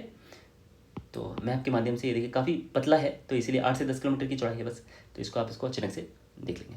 नेक्स्ट है आपका करैल मिट्टी और कैवाल मिट्टी। देखिए क्या है, करैल जो है ना अल्कलाइन मिट्टी कहते हैं। जो क्षारीय है मिट्टी उसको करैल मिट्टी कहते हैं, वो एसिडिक नहीं होती। और जो कैवाल मिट्टी है उसमें क्षारीय भी है और, ठीक है, आपका अम्लीय भी है। एसिडिक और अल्कलाइन दोनों है, तो दोनों में बैलेंस्ड है, इसीलिए हम उसको क्या कहते हैं? कैवाल मिट्टी। अब देखिए करैल और कैवाल मिट्टी कहाँ है? तो ये जो रीजन आप देख रहे हैं ना, इस रीजन में करैल और कैवाल मिट्टी है, ठीक। ये गहरे भूरे रंग की और पीले रंग की होती है मिट्टी। और इसमें पानी को सोखने की कैपेसिटी बहुत ज़्यादा होती है। वाटर को एब्जॉर्ब करने की कैपेसिटी बहुत हाई होती है। और ये आपको देखने को कहाँ मिलता है जनरली? बक्सर, पटना, भोजपुर, गया, नालंदा, अरवल और जहानाबाद में। और इस क्षेत्र में ना इसको क्या कहते हैं? Wet paddy land. Wet paddy land मतलब यहाँ पर धान की उपज ना बहुत ज़्यादा होती है इस क्षेत्र में, करैल कैवाल मिट्टी में, याद रखेंगे। नेक्स्ट है आपका बलथर मिट्टी। देखिए जो येलो वाला पैच है ना, ये पूरा ये बलथर मिट्टी का पैच है, याद रखेंगे, बलथर मिट्टी का। अब देखिए बलथर मिट्टी जो है आयरन रिच होती है, लाल रंग की दिखती है। कैमूर के पठार में, भागलपुर में देखने को मिलती है। कम उपजाऊ होती है, एसिडिक सॉइल है ये, अम्लीय मिट्टी है। और इसमें आलू का उत्पादन ज़्यादा होता है। मोटे अनाज जिसको कोर्स क्रॉप्स कहते हैं उनका उत्पादन ज़्यादा होता है, कोर्स अनाज। अब है आपका दक्षिण पठार की मिट्टी। तो देखिए दक्षिण पठार है कहाँ? दक्षिण पठार तो दो ही है, मैंने आपको बताया था। एक है आपका कैमूर का पठार और दूसरा है आपका छोटा नागपुर का पठार। तो पहले कैमूर का पठार देख लेते हैं। कैमूर का पठार ना रोहतास और कैमूर ये दोनों डिस्ट्रिक्ट में है। यहाँ पर क्या है? रेड सैंडी सॉइल देखने को मिलती है, यानी लाल बलुई मिट्टी। इसमें कंकड़ पत्थर है और इसीलिए, ठीक है, ये मोटे अनाजों के लिए ज़्यादा उपयुक्त है। और ये लेस फर्टाइल है, कम उपजाऊ है। और यहाँ पर बाजरा, ज्वार और मक्का, ठीक है, इनका उत्पादन ज़्यादातर होता है। किसमें? कैमूर पठार की मिट्टी में, जो लाल बलुई मिट्टी है ना, रेड सैंडी सॉइल, उसमें उसकी बात कर रहा हूँ, ये कैमूर पठार में। नेक्स्ट है आपका छोटा नागपुर का पठार। देखिए ये देखने में ना लाल और पीले रंग की होती है, रेड एंड येलो सॉइल कहते हैं इसको। इसमें मोटे अनाज जो कोर्स ग्रेन्स हैं, ठीक है, उसके लिए ये उपयुक्त है। और लेस फर्टाइल, सॉरी अगर कहीं पे लिखने में मिस्टेक हो गई हो तो प्लीज़ आप अपडेट कर दें मेरे को, फीडबैक मुझे अच्छा लगेगा, थैंक यू। और यहाँ पर लाल मिट्टी जो है ना वो जमुई, नवादा और गया में हमें देखने को मिलती है। अब देखिए खरीफ सीजन की बात करते हैं। खरीफ सीजन ना बिहार में तीसरे हफ्ते, मई के तीसरे हफ्ते में शुरू हो जाती है। और ये कब तक चलती है? ये खरीफ सीजन आपको अक्टूबर के अंत तक चलती है। और इसके बाद क्या शुरू हो जाता है? रबी। तो याद रहेगा आपको, खरीफ का मौसम मई के तीसरे सप्ताह में शुरू होता है और अक्टूबर के अंत तक रहता है। और उसके बाद रबी का मौसम शुरू होता है। अब बिहार ना 3rd लार्जेस्ट प्रोड्यूसर है वेजिटेबल्स का, सब्जियों का। और 4th लार्जेस्ट प्रोड्यूसर है बिहार देश में फ्रूट्स का, यानी फल का, याद रहेगा आपको। और हम लोग लीची के लार्जेस्ट प्रोड्यूसर हैं देश में, ठीक है, बिहार में, मखाना में भी और अमरूद में भी और भिंडी में, ठीक है। अब अभयारण्य को देख लेते हैं, सैंक्चुरी का, ठीक है। देखिए सैंक्चुरी को ना, इसको आपको अच्छे ढंग से याद रख लेना चाहिए मैप वाइज, ठीक है। आप डिस्ट्रिक्ट वाइज इसको देखते चले हैं, ये आपको याद आ जाएगा सारा, ठीक है। अब वाल्मीकि नगर अभयारण्य पश्चिमी चंपारण में है, बहुत इंपॉर्टेंट है, ठीक है। ये एकमात्र जो है ना बिहार का क्या है, नेशनल पार्क भी है। तो अगर आपसे पूछ लिया जाए कि बताओ नेशनल पार्क बिहार का कौन है, तो बिहार का एकमात्र नेशनल पार्क कौन है, वाल्मीकि नगर। यहाँ पे टाइगर बहुत हैं और अब यहाँ पर एलिफेंट रेस्क्यू सेंटर भी बनाया गया है, याद रहेगा आपको। अब नेक्स्ट है, तो याद रखेंगे ये कहाँ है, वाल्मीकि नगर है कहाँ, वेस्ट चंपारण में, याद रहेगा, वेस्ट चंपारण में है। नेक्स्ट है आपका गौतम बुद्ध अभयारण्य, ये कहाँ है, तो ये गया डिस्ट्रिक्ट में है। नेक्स्ट है आपका संजय गांधी जैविक उद्यान, ठीक है। संजय गांधी जैविक उद्यान जो है बोटैनिकल गार्डन, ये कहाँ है, पटना में है, कहाँ है, पटना में। फिर है आपका विक्रमशिला गंगा डॉल्फिन अभयारण्य, बड़ा इंपॉर्टेंट है, ठीक है। ये जो सेंचुरी है ना, डॉल्फिन सेंचुरी के नाम से प्रसिद्ध है। गंगा नदी पे डॉल्फिन के लिए विक्रमशिला भागलपुर में सेंचुरी है। अब नेक्स्ट है आपका परमान डॉल्फिन अभयारण्य, ये दूसरा डॉल्फिन अभयारण्य है, इसको याद रखेंगे आप। ये कहाँ है, परमान में, और यह है कहाँ, अररिया में, कहाँ है, अररिया में, ठीक है। अररिया डिस्ट्रिक्ट कहाँ पे है, अररिया डिस्ट्रिक्ट में, ठीक है। आपका क्या है, अररिया डिस्ट्रिक्ट में परमान डॉल्फिन अभयारण्य है, याद रखेंगे। नेक्स्ट क्या है आपका, नेक्स्ट क्या है आपका भीम बांध वन्य जीव अभयारण्य, ये है कहाँ, ये मुंगेर में है। एक्चुअली भीम बांध जो भीम डैम है ना, ठीक है, अगर आ जाए भीम डैम, ठीक है, आप मुंगेर टिक करेंगे, याद रहेगा। नेक्स्ट है आपका पंत अभयारण्य राजगीर में है, ठीक है, राजगीर अभयारण्य। यहाँ पर नेचर सफारी, ठीक है, स्काई वॉक, ठीक है, और ग्लास ब्रिज, ये सारा वहीं पर बनाया गया है, ठीक, कहाँ, राजगीर में, ठीक है, बहुत सुंदर जगह है। नेक्स्ट है आपका पक्षी विहार बर्ड सेंचुरी, देखिए बर्ड सेंचुरी जो नागी नक्टी में है, नागी नक्टी में बहुत बड़ा बर्ड सेंचुरी है। ये कहाँ पड़ता है, जमुई जिले में पड़ता है, इंपॉर्टेंट है। अब देखिए अभी ना रामसर साइट में बिहार का एकमात्र रामसर साइट किसको घोषित किया गया, तो काबर ताल को किया गया। ये काबर ताल है कहाँ, काबर ताल पक्षी विहार जो है बेगूसराय में, इंपॉर्टेंट है, एग्जाम में आ सकता है। रामसर साइट बिहार का पहला, ठीक है, रामसर साइट और एकमात्र रामसर साइट कौन है, काबर ताल, कहाँ है, बेगूसराय में। नेक्स्ट है आपका कुशवेश्वर पक्षी विहार, ये दरभंगा में। फिर है गोगाबिल पक्षी विहार, ये कहाँ है, कटिहार में। फिर आपका हरियाबारा हिरन पार्क, ये कहाँ है, अररिया में। और सरेयामन पक्षी विहार, ये कहाँ है, बेतिया में। सुहियान पक्षी विहार, ये कहाँ है, भोजपुर में, ठीक है। अब झील देख लीजिए, झील क्या है ना, तेलहर झील, बहुत सुंदर जगह है, ठीक है। तेलहर झील के पास का जो एरिया है, तेलहर कुंड वगैरह, तेलहर झील वगैरह सब बहुत सुंदर जगह है। ये कहाँ है, कैमूर में है। फिर है कुशवेश्वर स्थान झील, ये कहाँ है, दरभंगा में, ठीक है, ये कहाँ है, दरभंगा में कुशवेश्वर स्थान झील। फिर आपका गोगाबिल झील, अभी तो बताया था, कटिहार में। बारिला झील कहाँ है, वैशाली में, बारिला झील कहाँ है, वैशाली में। और जगतपुर झील कहाँ है, भागलपुर में। जगतपुर झील में ना यहाँ पर बर्ड वॉचिंग भी हुआ है, क्या हुआ है, बर्ड वॉचिंग, इंपॉर्टेंट है, ये सब याद रखिएगा। फिर है भीम बांध, ये खड़गपुर झील जो है मुंगेर में, अभी थोड़ी देर पहले मैंने आपको बताया था, मुंगेर में खड़गपुर करके एक जगह है, वहीं पर भीम बांध है। नेक्स्ट है आपका मत्स्यगंधा झील, मत्स्यगंधा झील कहाँ है, सहरसा में है।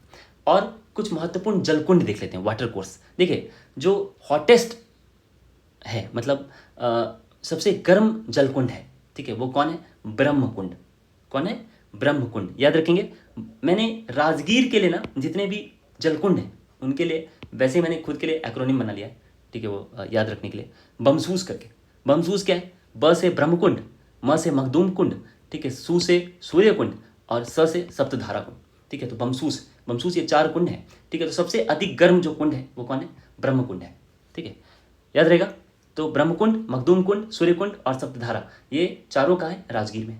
नेक्स्ट है आपका सीता कुंड, रामेश्वर कुंड, लक्ष्मण कुंड, ऋषि कुंड। देखिए रामायण के ये आपको याद ही रहेंगे, ये सीता, राम, लक्ष्मण, ठीक है, ये तीनों रामायण से हैं। और आप सारी धार्मिक बात करें तो ऋषि की बात करें तो सीता, राम, लक्ष्मण, ऋषि। तो सीता कुंड, रामेश्वर कुंड, लक्ष्मण कुंड और ऋषि कुंड, ये कहाँ है, मुंगेर में, याद रहेगा आपको। अब next major waterfalls of Bihar, देखिए बिहार के जो प्रमुख जलप्रपात है ना उनको देख लेते हैं। तेलहर कुंड, ठीक है, ये कैमूर में है। तेलहर कुंड कहाँ है, कैमूर में है। और ये कैमूर पठार पर है, 80 मीटर ऊंचा है, दुर्गावती नदी के पास है। देखिए कैमूर में क्या क्या है ना, वो पहले देख लेते हैं। करकटगढ़ जो चैनपुर कैमूर में है, ठीक है, ये यूपी बॉर्डर पे है, कहाँ है ये? यूपी बॉर्डर पे। नेक्स्ट है आपका तुतला मजहर कुंड और धुआं कुंड, ये इंपॉर्टेंट है। देखिए धुआं कुंड जो है ना इसमें सासाराम पे, तो तुतला मजहर और धुआं ये कहाँ है? सासाराम। अब है ककोलत, ककोलत कहाँ है? नवादा। अब देखिए सड़क की लंबाई अगर बिहार में पूछ ली जाए तो क्या बताएंगे आप? तो है 2,09,549 किलोमीटर, 2,09,549 किलोमीटर। और सबसे लंबी जो नेशनल हाईवे है बिहार में वो कौन है? NH-31 है, 404 किलोमीटर लंबी है, ठीक है, 404 किलोमीटर लंबी है। और जो सबसे छोटी जो NH है, नेशनल हाईवे है, ठीक है, बिहार में, वो 727A 727A है, ये सबसे छोटी है, 4.5 किलोमीटर्स ये है इसकी चौड़ाई, ठीक है। और बिहार में जो ट्राइब्स है ना, इंपॉर्टेंट ट्राइब्स, वो कौन कौन है? संथाल, थारू, खोंड, मुंडा, गोंड और बेदिया, इंपॉर्टेंट है। अब देखिए सिस्मिक जोन, ठीक है, बिहार के कौन कौन है? सिस्मिक जोन बिहार के कौन है?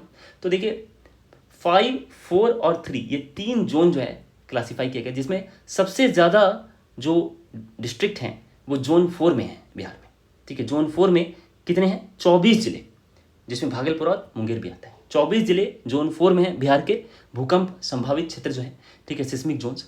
अब जोन नंबर 5 में 8 जिले हैं। जोन नंबर 5 में कितने जिले हैं? 8 जिले, अररिया, दरभंगा, मधुबनी, समस्तीपुर, सीतामढ़ी और सुपौल सहित 8 जिले हैं। और जोन 3 में 6 डिस्ट्रिक्ट हैं, उन 6 में 4 डिस्ट्रिक्ट कौन कौन है? कैमूर, रोहतास, बक्सर और औरंगाबाद, याद रहेगा। अब देखिए बिहार में जो ना 8 रिक्टर स्केल के मैग्नीट्यूड का सबसे तीव्र भूकंप 15 जनवरी 1934 को आया था। देखिए आज के वीडियो में बस इतना ही, ठीक है। और नेक्स्ट वीडियो में मैं बिहार का इकोनॉमिक सर्वे, बिहार पे बजट, ठीक है, और बिहार का जो ISFR रिपोर्ट है, मतलब India state of forest report जो है 2021 का, उसका डाटा और बिहार सेंसस का डाटा, ये सारा कुछ ना उसमें लेकर आऊँगा। और कुछ बिहार के लेजिस्लेटिव काउंसिल का क्या नंबर है, बिहार के लेजिस्लेटिव असेंबली का क्या नंबर है, बिहार के मंत्रिमंडल का क्या है, कुछ करंट वरेंट अपडेट्स के साथ में, ठीक है, मैं आपके साथ फिर से जुड़ूंगा। तो आज की वीडियो में बस इतना ही, ठीक है। अगर आपको वीडियो पसंद आया तो प्लीज़ वीडियो को लाइक, शेयर और सब्सक्राइब जरूर करें, ठीक है। चैनल को सब्सक्राइब कर लिया और बेल आइकॉन प्रेस कर लिया। थैंक यू, जय हिंद।